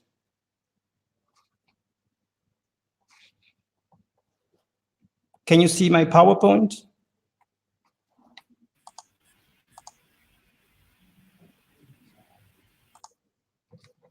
Okay, okay, so I hope the PowerPoint is working well. Yeah, we can see your PowerPoint. Okay, thank you very much. Thank you. So let me start with a quick introduction to this talk. I'm going to speak about the power of writing in fictional discourse, and in particular, I'm going to consider a fictional text, which is a novel by Hanif Qureshi entitled The Last Word. And I'm going to consider the notion of interconnectedness, in particular, literariness, intertextuality, metatextuality, by looking at an example of a conceptual metaphor, which is living is writing, which is about identity. And the purpose of my talk essentially is to study and to look at the ideological and metaphorical aspects and power of fictional writing. I am using some methods and frameworks from different fields, such as post-colonial discourse, cognitive stylistics, and literary studies. Just a few words about conceptual metaphors. Conceptual metaphors are not traditional metaphors. They are essentially cognitive structures through which we understand the world around us. And as you can see from these quotations, metaphors are part and parcel of our life, social life. Sorlin, for example, holds that, quote, ces représentations sont les fruits de nos interactions avec le monde. So metaphors have some correspondences, which are called in cognitive stylistics mappings. And according to Fauconnier, quote, mappings between cognitive domains are set up when we think and when we talk. And in the story, in the narrative that I am considering today, there are several metaphors turning around, connected to the idea of writing. So we can think about the notion of a mega metaphor, sort of network of metaphor, which pervades the entire novel. And of course, metaphors are also tied to the notion of creativity, which, according to Roland Carter, is, quote, a mentalistic phenomenon and draws for its effects on basic conceptual categories and prototypical experiences of the world. In fact, the metaphor that I'm speaking about is about writing, which is something apparently very simple and yet complex at the same time. It's also something that is very close to us because mainly we are scholars, teachers, readers. So the idea of writing and the idea of accessing writing is important for all of us. I am now providing some background information about this novel, which was published in 2014. There are various characters. The most important ones are the biographer, Harry Johnson, and Mamoun Hassan, who is in the story world invented by Qureshi, a writer of Asian origin. In reality, he is to some extent a sort of alter ego persona of a real life author, that is V.S. Naipaul. And the entire story pivots around the effort of Harry to write the biography of Mamoun. So in a way, it's a meta text because it's a text that speaks about another text, but it's also a text that speaks and weaves in other texts. So it's also about intertextuality. And then we can also mention the meaning, the real meaning of writing and the idea of literary essence. So my reflections are concerned with the power of writing, so the manifestations and the transformation and impacts of logos, which I draw from some studies by Bill Ashcroft. And because I'm speaking about a fictional biography, we should perhaps pay attention to, quote, two complementary identities. It is the one between the biographer and the narrator of the biography, and between the protagonist of the biography and the implied author of those literary texts discussing the biography, with which the reader is already familiar. Living is writing is this conceptual metaphor that governs the entire novel, and its dimension starts from the very title. The title is very simple, apparently. The last word, we have a premodifier, the adjective last, which discloses connotations of prophecy, in a sense, inevitability, responsibility. But we should also ask whose last word is it? The authors, the narrators, the characters. So it's up to the reader to make inferences and decipher the text. We could also perhaps add that the issue of fictionality, and biography are elements that are dear to Hanif Kureishi. For instance, some short stories collected in Love in a Blue Time, as well as his fictional biography of his father, My Ear at His Heart, which was published in 2004. So we have a range, a network of metaphors which regards patterning that, according to Kovacs, takes various social, psychological, biological, and emotional domains as its focus. The very word writing, by the way, is also present in a number of set expressions, idioms, proverbs. You have here a few examples. And even if it's a very common, simple term, it can be used creatively and it can convey ideologies. Carter says that the most normal, basic, and simple words available to a language, so the idea of core vocabulary items, can be used in this way. I'm now going to pick up a number of short quotations from the novel, and I'm going to propose a reading of them through the frameworks of cognitive stylistics and the other theories that I have mentioned in the beginning. The first reads, Harry was about to be employed to tell the story of the man he was going to visit. Indeed, he had been chosen to tell the whole story of this important man, this significant artist. How, he wondered with a shudder, did you begin to do that? Where would you start, and how would the story, which was still being lived, end? So here we have some interesting issues to consider. First of all, the idea of to tell the story of a man or someone. So the notion of beginning, starting, but also ending. So the rhetorical and existential questions of human people, or human beings. And we have also the idea of writing in the sense of living. Another important term is the word, which appears in the following quote. More or less complete control over his speech, this part refers to Mamoun. He didn't like his words to run away from him. Here we have a personification of the words. So we have the idea of control and the verb phrase to run away. So the individual's attitude and behavior. The cognitive metaphor here at work could be emotion is wild or captive animal. Then we can consider another short extract. Words were the bridge to reality. Without them, there was only chaos. Bad words could poison you and ruin your life. Mamoun had once said, the right words could refocus reality. The madness of writing was the antidote to true madness. People admired Britain because of its literature. The pretty little sinking island was a storehouse of genius where the best words were kept, made, and remade.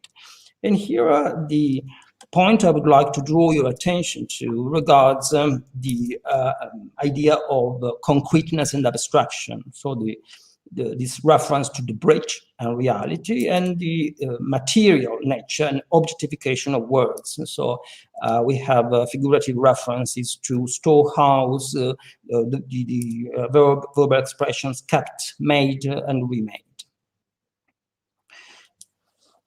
Then we can also think about the notion of self, but also the notion of split self. And to briefly introduce this, I'm using the following quote. What was a person then but a self which traveled between private fantasies and public recreation? Here we have a notion of identity which is hinted at as a sort of sum of aspects, different aspects. Which we can read through the idea of split self. The idea of split self refers to a multiplicity of selves, so a multiplicity of perspectives or point of view. For example, in the fictional world invented by Qureshi, the biography of Mamoun's tracks down a number of phases of the writer's life, so different segments of his life. Mamoun also says, you know more about my many selves than I do, and many selves is a significant expression in my opinion, because it's about this concept of split self, which is fundamental when we consider literary biography. Holden, on this point, argues that, quote, literary biography, exploring the lives of individuals with particular inside knowledge of the narrative construction of the self, may have important things to tell us about the processes of individualization, of self-making through narrative, end quote. But the organization of metaphors and metaphorical constructions in the text also operates via shifts, in particular conceptual and dialectical shifts. Here, to comment on this point, I can quote the following. It's Mamoun speaking again. I have to say, I particularly like it when you remember things which never happened. You're now making an imaginary life. So we have a blending of text worlds. So this is possible through narrative techniques and narrative passages of shifts. And as Peter Stockwell to explain the ramifications of diegetic level, says that, quote, flashback, flash forwards, hypothetical and speculations, representation of beliefs, wishes and obligations through modalizations, metaphors and negations, and direct speech. So this is about the power of shifts in conveying a certain message. Since we are speaking about literature, the word fiction is significant as well. Again, I have a quote from Mamoun, who says, quote, "The idea of becoming a fiction does appeal. To my surprise, you might have the makings of an artist." And again, we can think about different narrative levels. So a sub-world, the idea of fiction, which is different from reality, but also the treatment of the verb becoming, which in linguistics refers to a relational process with the sense of transformation. Also, the modal auxiliary verb might, which expresses a certain kind of possibility, is worth noticing in this respect. So let me get, let me go on to one more exemplifications of how these metaphors operate. And this is in line with the idea of personification. The quote number 9 is not by Mamoun or Harry, but it's by the narrator. Harry's priority and pride, his other child, had been the book. So what is the role that writing here is assigned? Essentially, it's about the comparison between procreation and writing, so the idea of making or creating something. And it's interesting to have a look at how this idea is developed through a polarity of images, because we have the notion of a book, but also the notion of a child. The idea of producing a text and producing a child, which somehow implies, also refers to the roles of the author and the writer, but also the parent and the child. So essentially the role of the maker and the idea of making and creating something. So the last quote that I would like to briefly consider now is the one from which I have extracted the title of this talk, and essentially it appears on the very last page of the novel. Here again we have the narrator speaking about Harry, the biographer, and the narrator holds.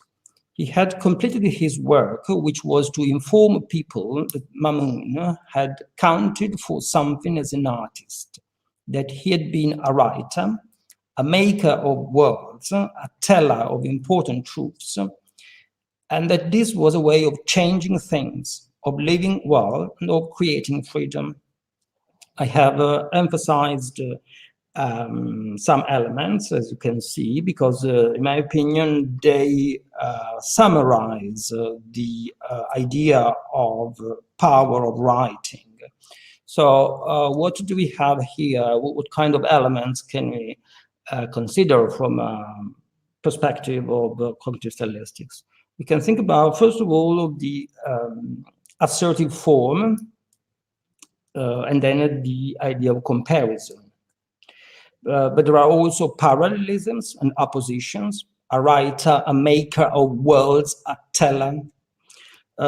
Then we have another point which is quite interesting to consider from a textual perspective, that is the three-part list. Number 3, when we have 3 items in a list, according to psycholinguistics, has a very symbolic power, because it seems to cover everything. So a way of changing things, of living well, creating freedom, seems to cover everything. We can perhaps comment on this part by bearing in mind what Holden says in particular. quote, we read literary biography both in the quest to attain authorial presence and in recognition that such presence is ultimately impossible. So it's about the idea of presence and the impossible presence of a voice in the narration. So ultimately, we have an instantiation of the function and power and form of cognitive metaphors, in particular the living is writing cognitive metaphor, which refers to, in my opinion, one of the principal aspects of liberal arts and humanities. We now live in an age in which hard sciences, for a number of reasons, are, of course, privileged and favored. And of course, we are all aware that medicine, technology, engineering, etc., are fundamental for human life. But at the same time, perhaps liberal arts and humanities, the so-called soft sciences, social sciences, are important because they say much about us, about who we are and what we want to be in the future. And I think I can conclude with this. And I thank you for your attention. Thank you so much, Estelino. Really, thank you. As usual, you are a certainty for us. It's wonderful. Budeina, Great let's talk. introduce Thank our you. next speaker, and then we will have all the Okay. questions at the end. Thank you so much, Elisabetta, Professor Estelino. Amazing.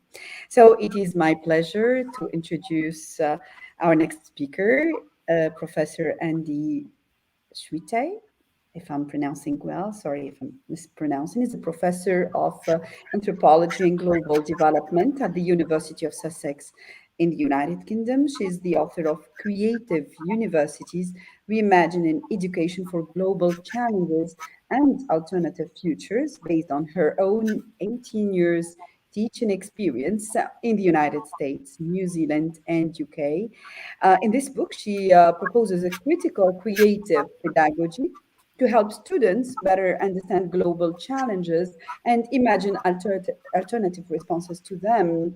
And the main focus of her talk today is Creative University. We are thrilled to have you among us. The screen is all yours.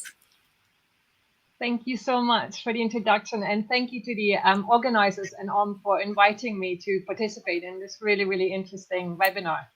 So I'm going to share my screen as well. So I've got a few slides. Can you see that?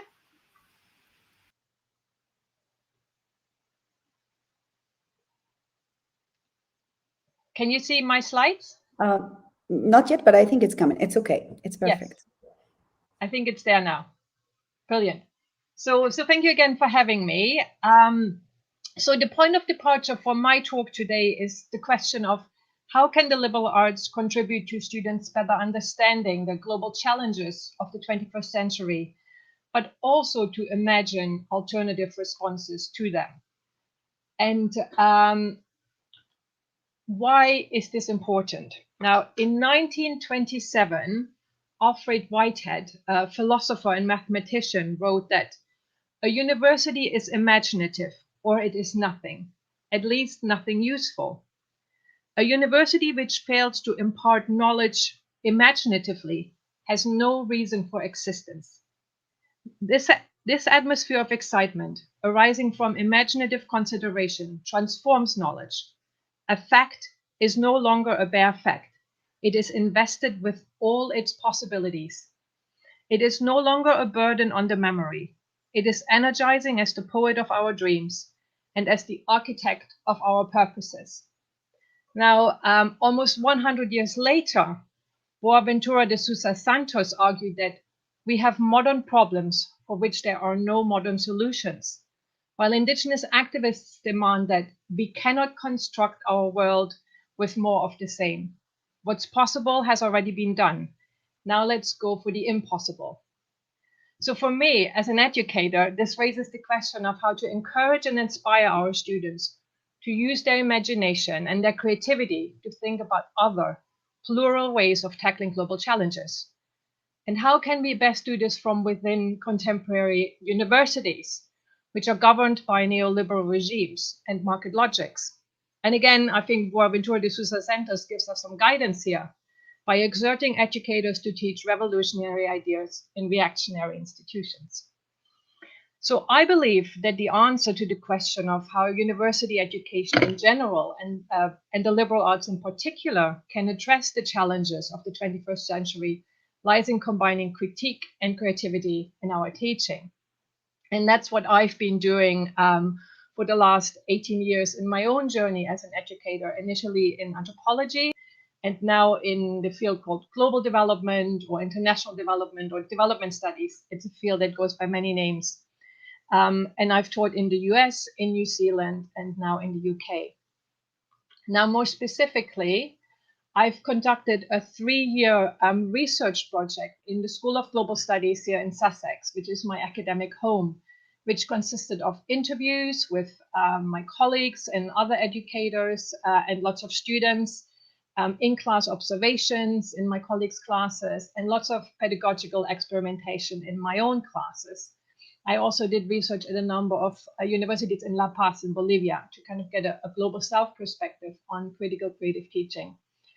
And the book has just been published with Bristol University Press, and there's also a companion website called creativeuniversities.com if you're interested in learning more.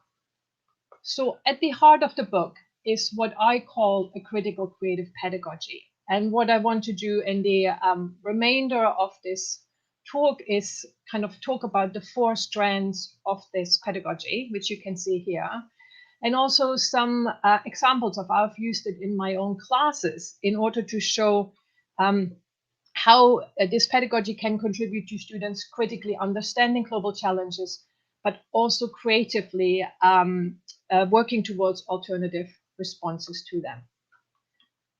So the first strand is whole person learning, which is a term I've borrowed from Alison James and Stephen Brockfield.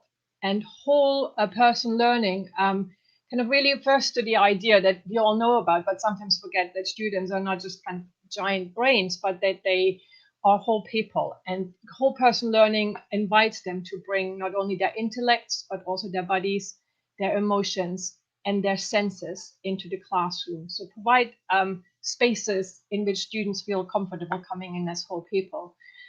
Importantly, students' own experiences in this way of teaching become really important sources of knowledge that they bring into the classroom to co-create learning for everybody, including the educator themselves. So how might this look like in the classroom? And I want to use an example from my own class. I teach a class on urban futures for 3rd-year international development students here at Sussex. And they learn about kind of really important theories, you know, rights to the city, insurgent citizenship, urban informality. We study lots and lots of case studies. But throughout the term, I always come back to the city of Brighton, where all of the students live at this point in their university journey. Sussex campus is located really, really close to Brighton. So students start off at the beginning of term to write to keep a Brighton diary, and for a week become really aware of their lives as Brighton residents. So they keep track of, you know, where do they go, how do they get there, who do they interact with, how do different spaces in the city make them feel safe or unsafe, happy or different emotions. And then on the basis of that, students collectively write a Brighton manifesto for developing a vision of how Brighton could be made more equitable, more inclusive, and more sustainable. Now, when I taught this module in the spring of this year, it was right after the 2nd lockdown. All the teaching was still online. And I really realized really quickly that I needed to acknowledge the massive changes that had taken place in students' lives. So I set up a Padlet in our virtual learning environment. I invited students to post images or short videos or stories or whatever they wanted, kind of reflecting on what they were missing about their lives before COVID. So kind of creating a space and inviting them to reminisce, to maybe mourn, and just to share. And you can see here an excerpt from this Padlet. I have a blog post around this on my website, and I'm also sharing the Padlet there with the permission of the students, which became an incredible space in which students talked about, you know, missing going out for a meal, or missing seeing friends for a night in the pub, or a birthday party. They talked about, you know, connecting with nature. There were some good things that came out of them from the pandemic. They talked about what kept them grounded. So it was a real rich space in which students felt comfortable sharing these experiences. And then in class, we talked about them together and took that as a basis to think about how to make Brighton more sustainable. So for me, that's a really good example of whole person learning, because it invited people to bring their experiences and their emotions into the classroom. And that leads directly to the second strand of whole person learning, which is the use of design and arts methods to develop students' creative capabilities. To start off with the design concept of wicked problems, which speaks to problems that are really complex, that are interconnected, that are ill-defined because there's so many different stakeholders that are part of the problem, and they do not have easy solutions, or indeed any solutions, because there's so many consequences, both intended and unintended. And I think reframing global challenges as wicked problems is a really good way to help students understand how complex these are.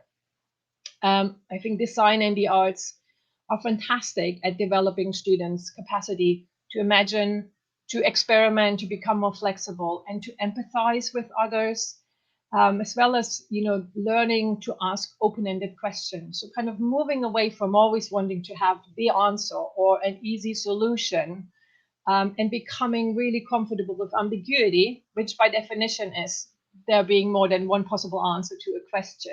And I think that's a really important orientation that students need to develop in the face of the challenges we have. So what might this look like? Coming back to my urban futures class, when we have these manifestos, students then later in the term, they build scenarios, kind of material scenarios of these visions. And as you can see here, using all kinds of materials, there's Play-Doh, there is pipe cleaners, there is Legos and wooden blocks, and you know, the usual kind of sticky notes. And I think this, on the one hand, this really reminds of the materiality of teaching, which I think so often is forgotten in our kind of paper-based and increasingly screen-based classrooms.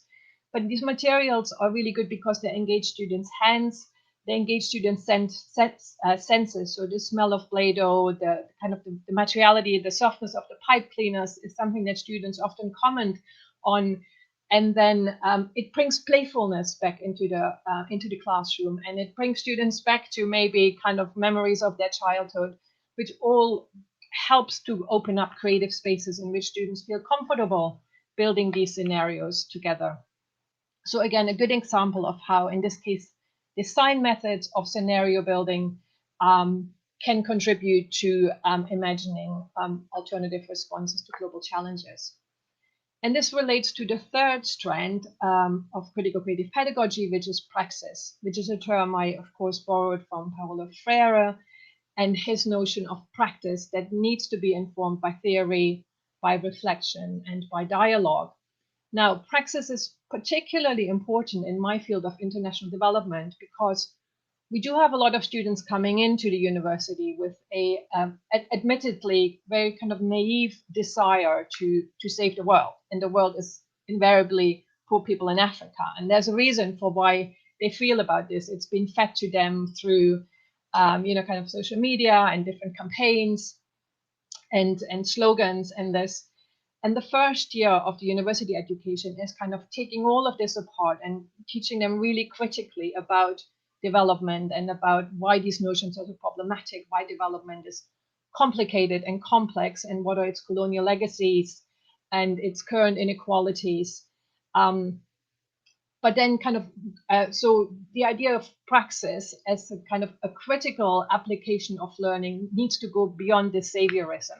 So we have applied learning or problem-focused learning, And I think of it as learning by doing. And I constantly have activities where I ask my students to apply their theoretical knowledge to real world situations. So an example here is when we talk about infrastructures, urban infrastructures. We actually, for the workshop, we turn Sussex campus, which is home to several thousand students. It's a kind of a mini city, but it's also located in the middle of a national park, the South Downs National Park. So it's a really unique location and really close to Brighton.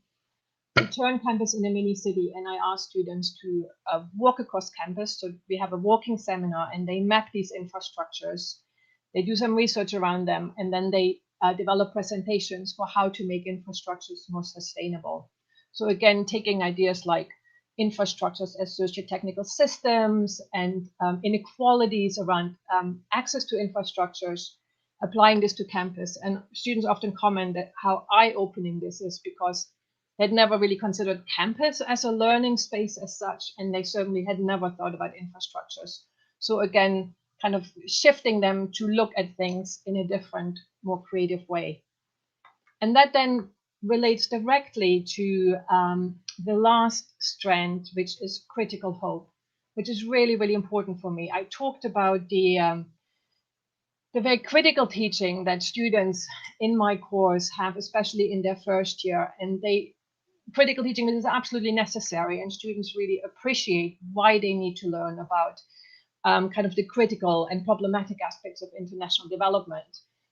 But they often talk about feeling really quite cynical and deflated and disillusioned, kind of at the end of their first year, and kind of asking, okay, I know why this knowledge is important, but what do I do with this now? And what does it mean for my own kind of aspirations and desires to participate in transformative change? And I think, again, for me as an educator, it's really important to address these concerns and to cultivate or encourage students to have be hopeful, but not in a kind of a naive or wishful thinking or fantasy kind of way, but in a critical and in an aware and active way, where kind of hope is aware of its own conditions of possibility and always forward looking in the sense of using knowledge for transformative change. So again, an example from my own teaching, I teach a class on activism for social change and development, and students spend about 50% of the class working in groups, designing activism campaigns on an issue they want to tackle. So they think about what's bothering them on campus or in Brighton or internationally, and then they get together and say, if we wanted to do something about it, how do we start going about that? How do we, there's weekly workshops on different tools that they're learning about, and then they're applying these tools. And I finished the book with lots of interviews of Sussex University students who are climate activists, and they were very, very involved in organizing. You can see the picture here of the Brighton Friday school strikes that brought out thousands of young people once a month, every Friday, into the streets of Brighton. And as you can see from this banner, it was very much framed to the issue of climate justice.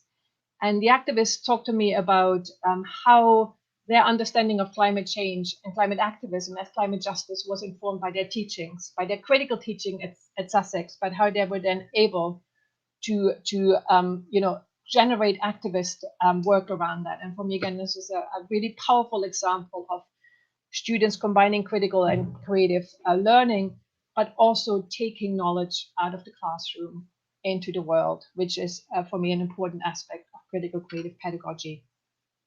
So then, really quickly, to finish up with, what are some of these alternative responses to 21st century challenges? And in the different chapters of my book, I introduce lots of examples and lots of ideas for how me and my colleagues have been teaching them as an invitation for other educators to experiment with them in their own classes.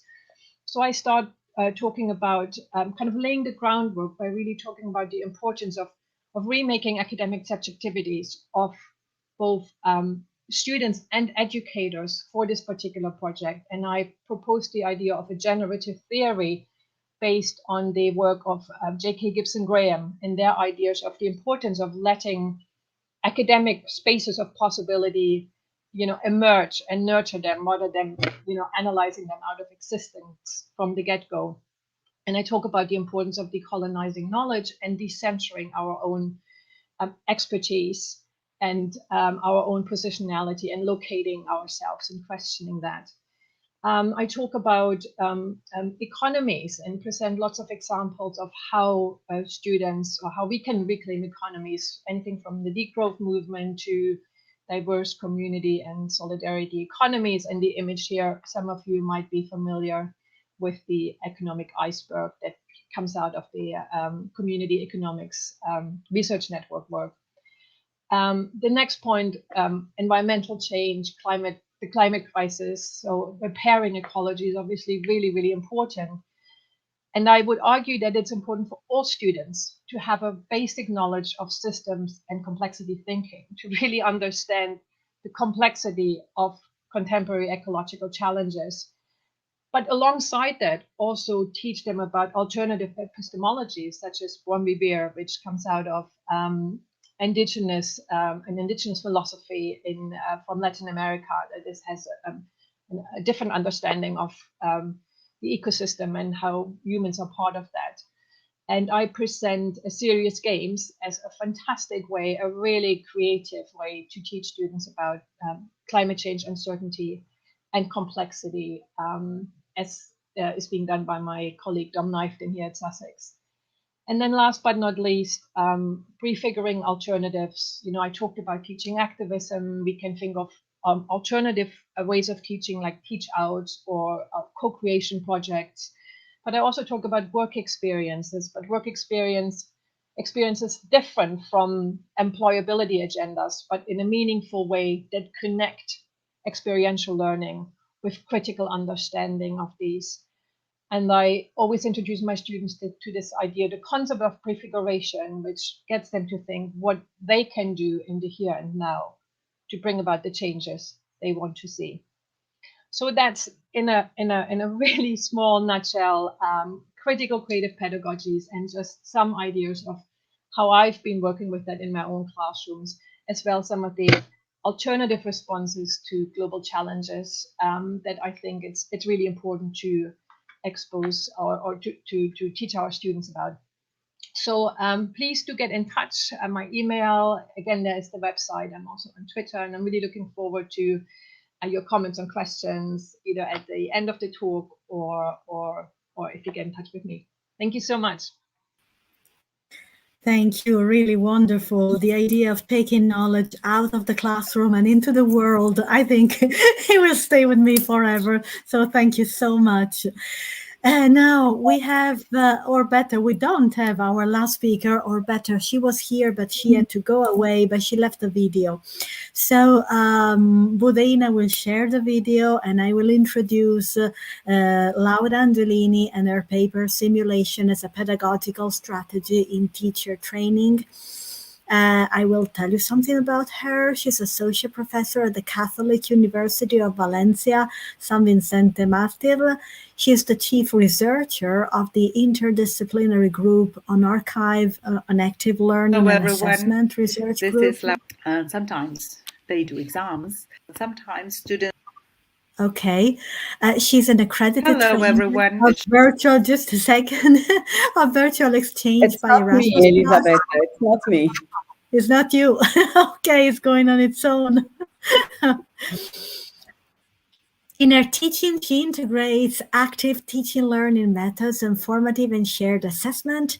She conducts action research through the application of simulation in English language teaching, which is reflected in her numerous publications. She's currently investigating the effectiveness of large-scale simulation through virtual exchanges between in-service teachers, teacher trainees, and academics from different institutions worldwide. Now we can start with our video. Hello, everyone. This is Laura Angelini from the Catholic University of Valencia, and I'm really happy and thankful to your university and to Dr. Budina Majul for the invitation. Today, I bring simulation as a pedagogical strategy in teacher training. And the proposal I will share with you has been applied for 2 consecutive years at our university, and some interesting results have been collected. To carry out this proposal, the first thing I have to clarify is that in teacher training, we ask our students to do research. And in normal conventional classes, the students do the research and they debate, and sometimes they do exams, and that's it, apparently. As if then in practice, when they go to the practice schools, they will see or they will connect what they've been reading with the real practice. But sometimes this is not the case, and sometimes students have really go through pressure, and they find nervous, and they find not self-satisfied with the experience of the school practice because they lack some previous practice before stepping into a real classroom. So what we want our students to do is to have a smooth transition towards the classroom. And that's why we invite them through the international simulation to experience some of the real challenges that they may face when they become teachers. So as I said, we have the context here in Spain of this teacher training course for Spanish students. And well, in this COVID-19, because this was really special, our students were deprived from stepping into the classroom as well. So, but this could be done in any context, in teacher training or in any other subjects in which all the teachers want just to provide the students with experiential learning. So we did it. We did this international teaching and learning experience through virtual exchange.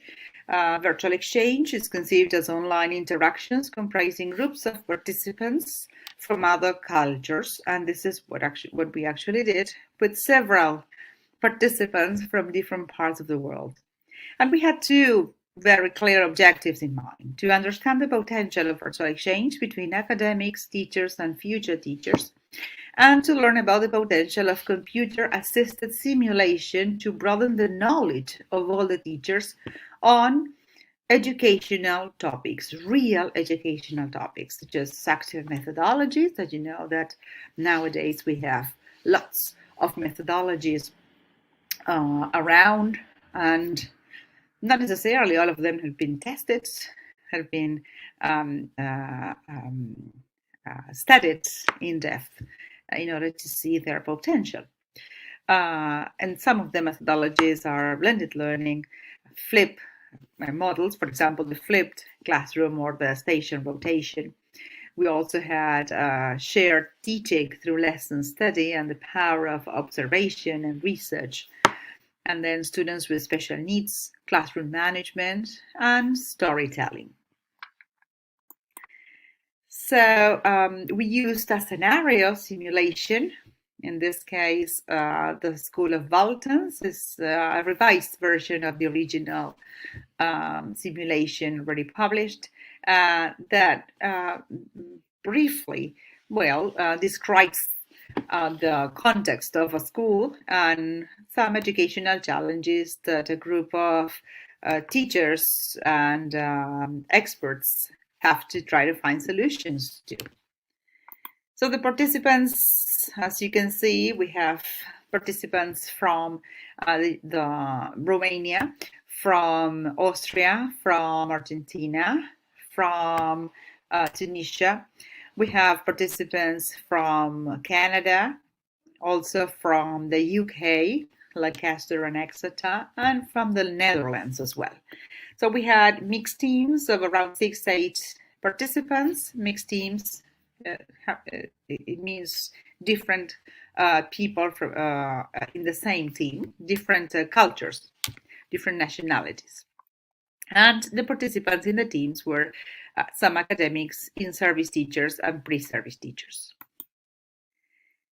These are some of the academics who participated, and some of them wanted to become also participants. So they had a profile, a role in the simulation, some experts on lesson study, on special education, on English for specific purposes, and we had also an expert on simulations as well. The procedure is very simple. We wanted to keep it really simple. We did research of the different topics, and then we made the teams, mixed teams, and we introduced the brief, the scenario, the simulation scenario, so the students knew the challenges they had to face. The action comprised the synchronous and asynchronous communication between the members in the same team. And after the simulation, we had the debriefing or reflection. So the idea was to have 1 month working collaboratively with all the people in the teams. So this is just a sample of how the teams were made. We have 2 people from Valencia, 2 from Tunis, 1 from Lancaster, 1 from Cluj-Napoca in Romania, 1 from Chicago, and 1 from the Netherlands, for example. So this is more or less the way we did it for you to see how simple it was, as long as we had the compromise of all the people involved. So the synchronous sessions, it was just a month, and we had the preparation takes longer. So the interaction actually is a month. We have from week 5 to week 8 to work on the synchronous meetings, and we had 4 weeks before the simulation to prepare, to coordinate with the academics of the different universities. Because if there's no coordination, it's very difficult to have things run smoothly. So as for the results, we have main conceptual categories that are collected here. We had a great success in intercultural dialogue, success associated with the commitment of all the academics at each university, most of whom have wide experience in intercultural communication and virtual exchange. Then we had dialogue, which was rich to elucidate different aspects of education. And as the different participants had different experiences in education, it was really insightful to find a common space to work together and to exchange ideas. This experience brought or had unique value to broaden professional horizons without the need to travel, at the same time acquire intercultural knowledge and communication skills. So this is a great alternative for any subject to try it out. There's no need to travel necessarily to have an international experience in the classroom. And then we had the practice of a second language or a foreign language, because the teams were mixed. And the simulation to interaction had great value in order to tackle educational issues, because the environment is a worry-free environment. The students could speak up their minds, and they could say and act as if, but without any risk of making mistakes. Mistakes were welcome. So this is one of the strongest results we could get through the simulation. And of course, at the early stages, the beginning, expectation was high, so anxiety as well, and they were a bit nervous, some of them. and sometimes that hindered them from speaking properly or from making their ideas come through. But they were assisted at some point by some dictionaries or online dictionaries, so they could find a way to communicate for the struggling students with the language. So we can say that the project had achieved its objectives in full. That's why we have 10 good results. I would just highlight the dialogic learning versus discussion. The idea was not to win a point over another participant. The idea was to help them listen to each other. So this is something that we insisted on and practiced, the active listening and the capacity to listen to each other. And this is of great value. Not just the content that they had to discuss and the challenges they had to solve, but the ability to interact, to collaborate, and to find commonalities rather than differences. And probably this is something that we should highlight from the project, and we should keep in mind for any project in which we have students working together. Well, the impact on the students' learning, we have different results in the final works. Students chose the topics we've had in the simulation. And one of the students became also a PhD student at our university. So we were really happy for the impact of the project. The future studies would be to continue with the project and to extrapolate the results to other fields in higher education, not necessarily teacher education, but other degrees in different universities. Well, some of the references consulted, and here the evidence that we had, some of the students from your university that are really smiley here. And it was a really a pleasure to carry out this project.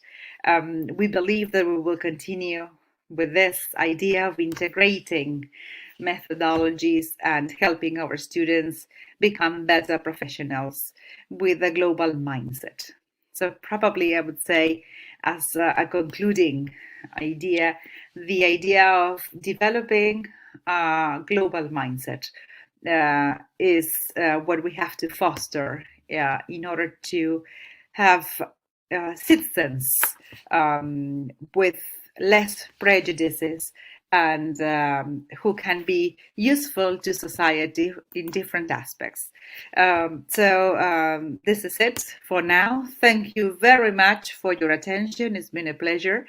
And of course, you can count on me for any other event that you plan. Hope everything goes well with this event, and see you soon.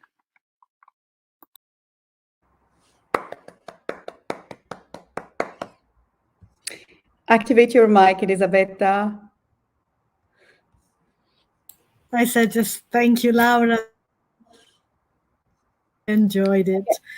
Now we have time for questions. There were questions and comments in the chat box of YouTube.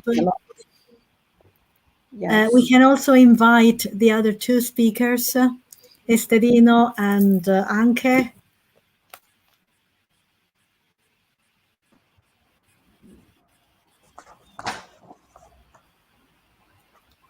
Okay, and yes, we can start with the comments. There was a question, Alessandro, the wonderful IT person. Could you possibly paste Fadi Brutus' question? What is the future of writing in the era of cyber technology? Yes.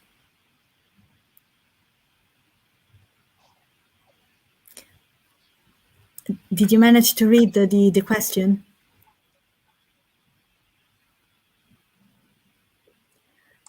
I don't know for I think this question is for both, maybe for Anke.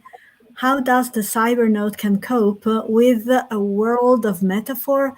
Don't you think that advanced technology lead to illiteracy and a solution? To be honest, I think it's more for Estorino because he talked about metaphors. Well, maybe I can say a few words. Of course, the technology is fundamental for life, as we are experiencing every day in this COVID, almost dystopian reality that we are living today. But I think it's up to us to see, or rather to use technology and science in order to not lose our human dimension.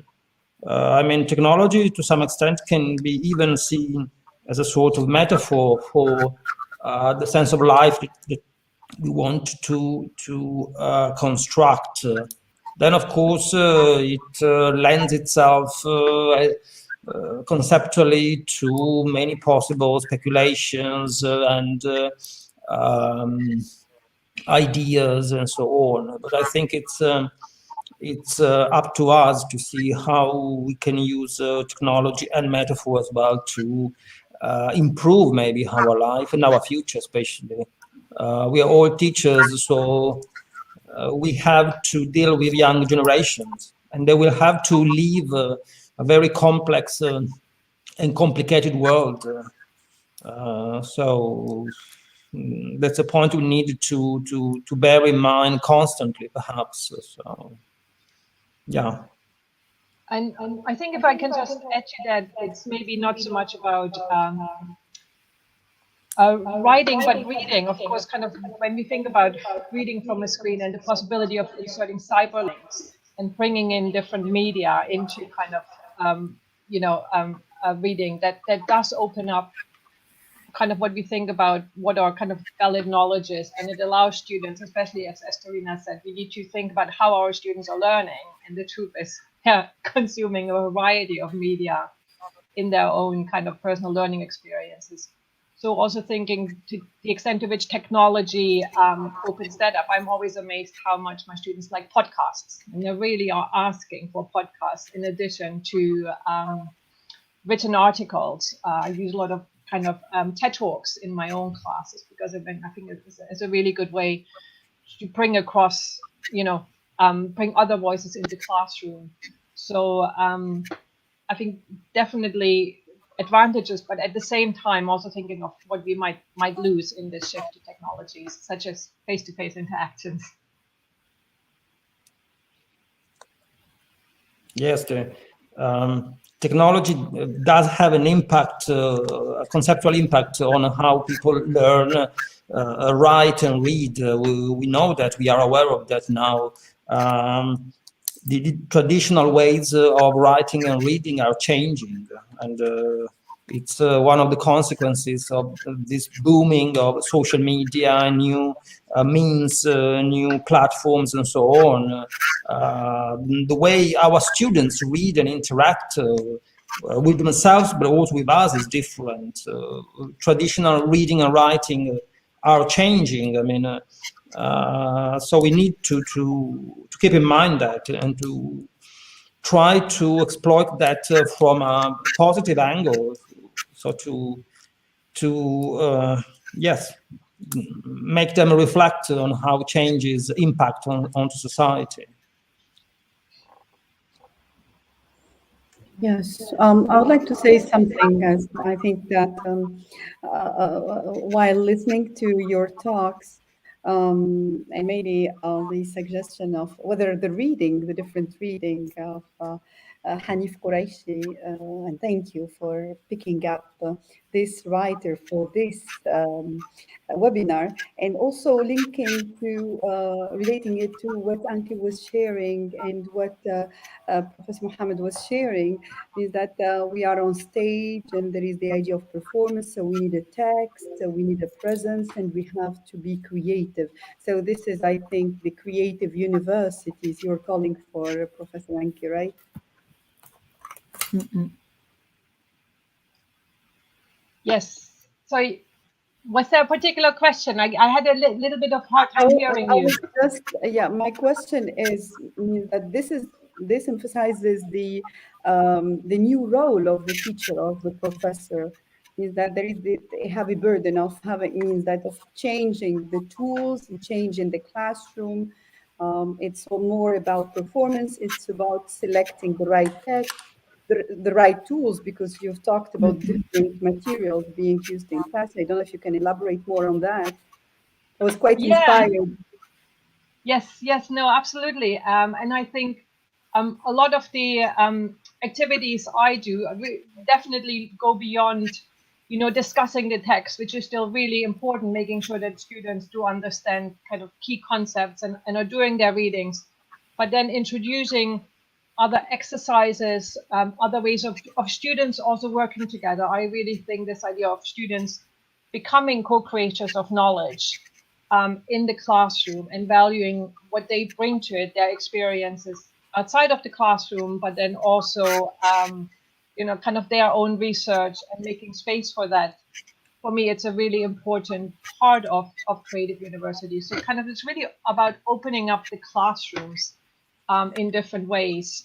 And some of this is easier doing it face to face, but even I think when it was, in at Sussex, we are pretty much back to face teaching. But even last term, when it was all online, I think there are collaborative tools that can be used, such as kind of Padlets or digital whiteboards that can help students co-create even in digital spaces. And I think the last presentation was a really good example of even running simulations online, which I think is a bit more challenging, but obviously possible to do in a really, really good way. Good. There is a question, Lorenzo Nasta's question for Anke. Do you believe technology has more positive aspects or more negative ones concerning writing, but also social interactions? So I think I'm a big believer in face-to-face interactions. And it was really funny for me writing my book, because I started writing my book right as lockdown started. So I was kind of in the spring of 2020. I sat down to write this book. I had a sabbatical, and it was all based on face-to-face learning. And all of a sudden, there was no more face-to-face learning. And I was like, oh, what does that mean? Does that mean my whole project has all of a sudden become invalid? And it really forced me to think about kind of the role of technologies in the classroom and in social interactions. And I really like the work of Carrie Fazer, who is a professor of education at Bristol University. She's done some really good research into educational technologies and their impact.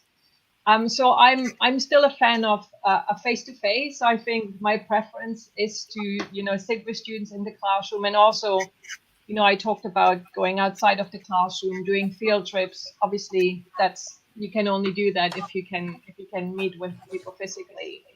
But I think after teaching online for a term, I've become more aware of the potential and of the possibilities that technologies provide.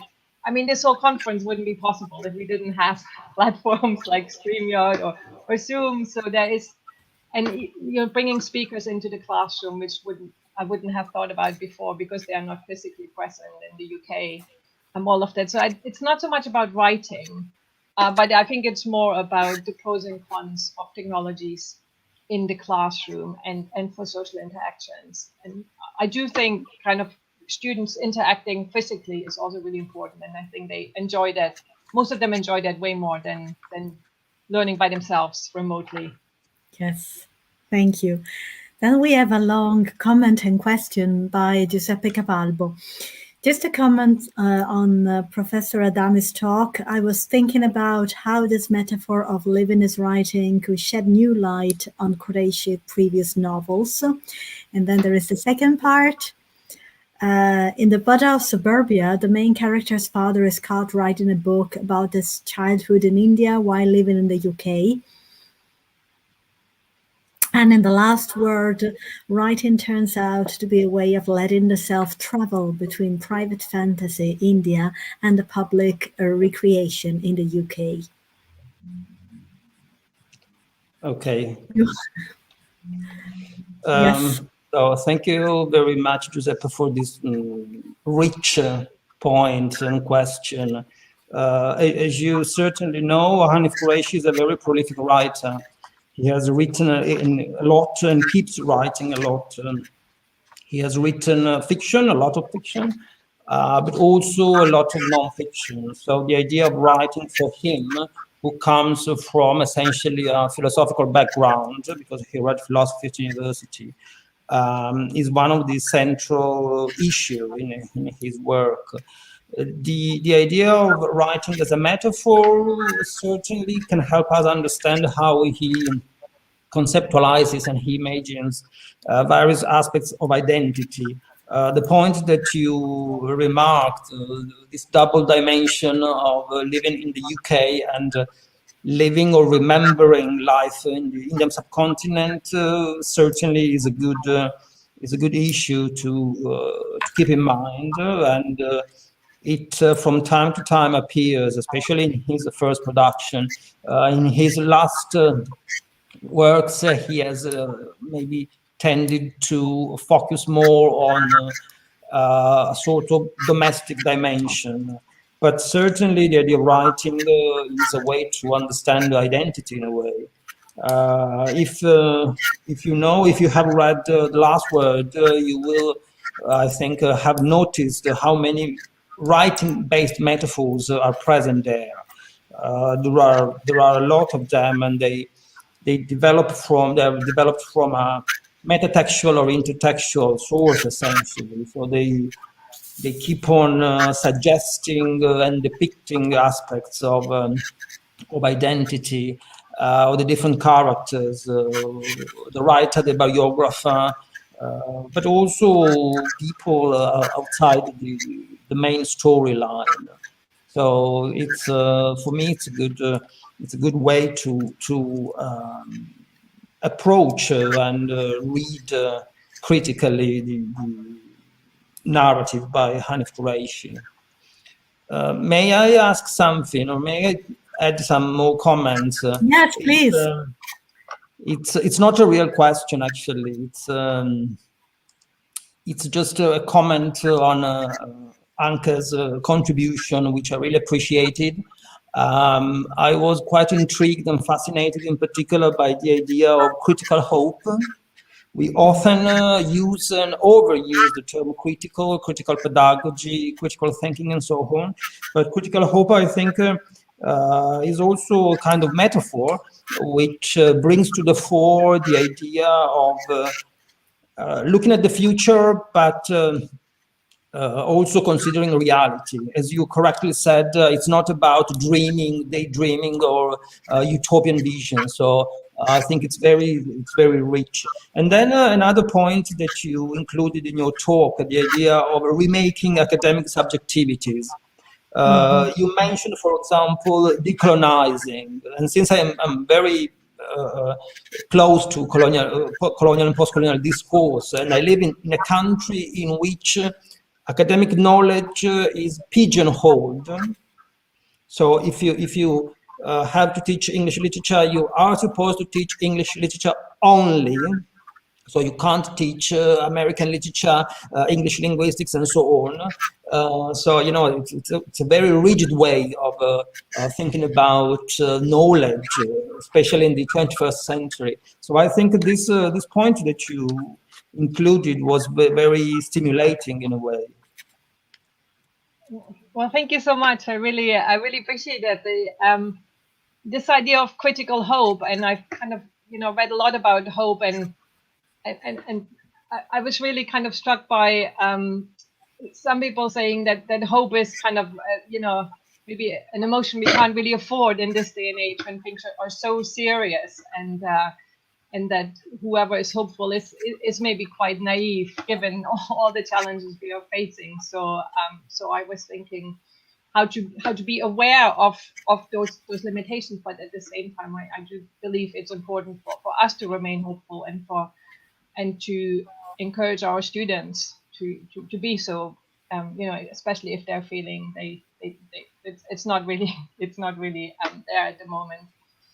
yeah, academic subjectivities. And I think what you said really points to some of the particularities of different disciplines. So anthropology and especially international development is by nature really interdisciplinary and really open. And we borrow from all kinds of different academic traditions. And there is a real, I think, possibility to bring in kind of marginalized knowledges or other knowledge systems. I did mention Juan Rivera, which is coming from Latin America, and I'm a Latin Americanist by training. So for example, I used the work of Arturo Escobar, who is an anthropologist and post-development scholar, a lot in my own writing.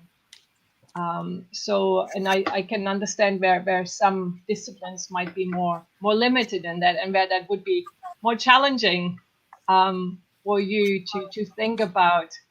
But nevertheless, it's always good to think about what we can do within the limitations that we face. I'm a big believer of kind of working in the cracks, finding the cracks, working in them, and then linking up with other people who think as we do, and then building up bigger from there.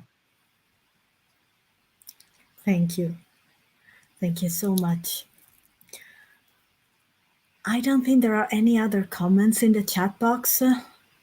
And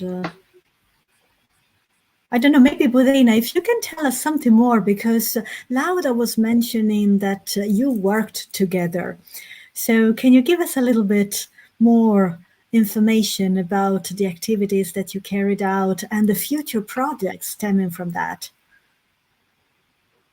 Yes, it was amazing. She invited me to be part of the simulation program. And I did not know anything. She just said, "Is it possible that you join?" I said yes, without knowing what it was. It was interesting because there were students that should be involved. And I think that we're doing there is quite similar to your project, Anke, and I hope to see more people joining us. So Elisabetta, Anke, and Estina, if you want to join with your students. So what is good is that we were people from different nationalities. We do not know each other. One brought another, and we asked our students to join, those who are interested in being part of this simulation, and they were in real situation. There was a scenario, and we did not share with them the scenario. And then they were divided into groups, and the groups, they do not know each other. They were Tunisians, Americans, Spanish, and so from different nationalities. So they had to work in groups in classroom situation. There was the dean, the professor of English, an organization of parents, the learners sometimes, and there is a kind of advisor. And they were facing situations in every session. We had, for the first simulation, we had 3 sessions, I think. And then the second one was more successful because I think we got used to it, and the students started knowing about it a little bit more. And what is amazing is that at the end, it was like in real life situation. We celebrated. There was a ceremony where every students coming from a specific country presenting their own cheer and their own culture. So it will be great if you join this experience. It is going to start in February and March. So if you have students who might be interested, jump. It will be great. Definitely, definitely. That's wonderful. Thank you so much. Thank you. I just wanted to say really quickly, as you were talking, something that I think is really important. You said it worked better the second time around, when students were more comfortable with it, but probably also when we as educators sometimes know what we are doing. So this idea of, with these more creative ways or more experimental ways of teaching, also kind of, being okay being pushed out of our comfort zones, and also being okay that it might fail initially, and there is a lot of experimentation, also explaining to students the process and why it might be a bit messy and not as clear initially. But also students actually need quite a bit of structure for this type of informal learning, maybe more so for kind of more exercises that they might be more used to. So yeah, I'm not surprised to hear that, took a couple of iterations for it to work really well. That's my experience as well with a lot of the activities that I do. There is a question, I think, or a comment It's a from comment. Anke. Yes. Go ahead, Elisabetta. Anke's concept of critical hope is essentially vital to make us understand our present moment of crisis and envision ways for a collective future. After all, hope sustains life. Yes, definitely. That's really nice, and I just want to say it's Om actually who invited me to this conference because he had found my book. So I just want to say thank you for doing that. I've really enjoyed participating, and I was teaching this morning, but then I was listening to the rest of the speakers once I finished teaching. I think it's a really fantastic event. Yes, thank you so much. I think this event has been a little miracle in actual fact, because I mean, your speeches actually went into a dialogue with one another, and I think all the speakers and all the listeners, the audience, have benefited from that in a terrific way. So I really wish to thank you, and my gratitude is immense. And I think also Buddha shares my view. And we would like to invite you also to join our network. It's a newly formed network, the Global Network for Liberal Arts. And in the poster, you find the email address of the network and for the certificates of attendance for those who need them. And we will plan for sure more events and conferences and other activities because we want to be actively involved. And so please join us. Thank you, Elisabetta. Let me say in front of everybody that it was such a pleasure working with you and collaborating with you on this event. And I would like to thank all the participants and all the speakers. With that, there was a sentence that kept being repeated in the chat, which is there is a lot of food for thought. I think that you were so generous in what you've shared. So please join us and let it be the beginning of long, long, long collaboration.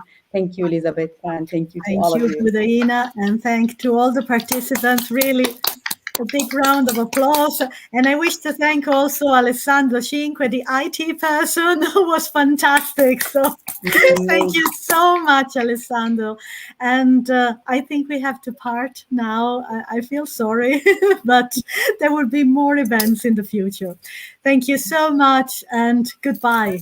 Goodbye. Goodbye. Thank you. Thank you.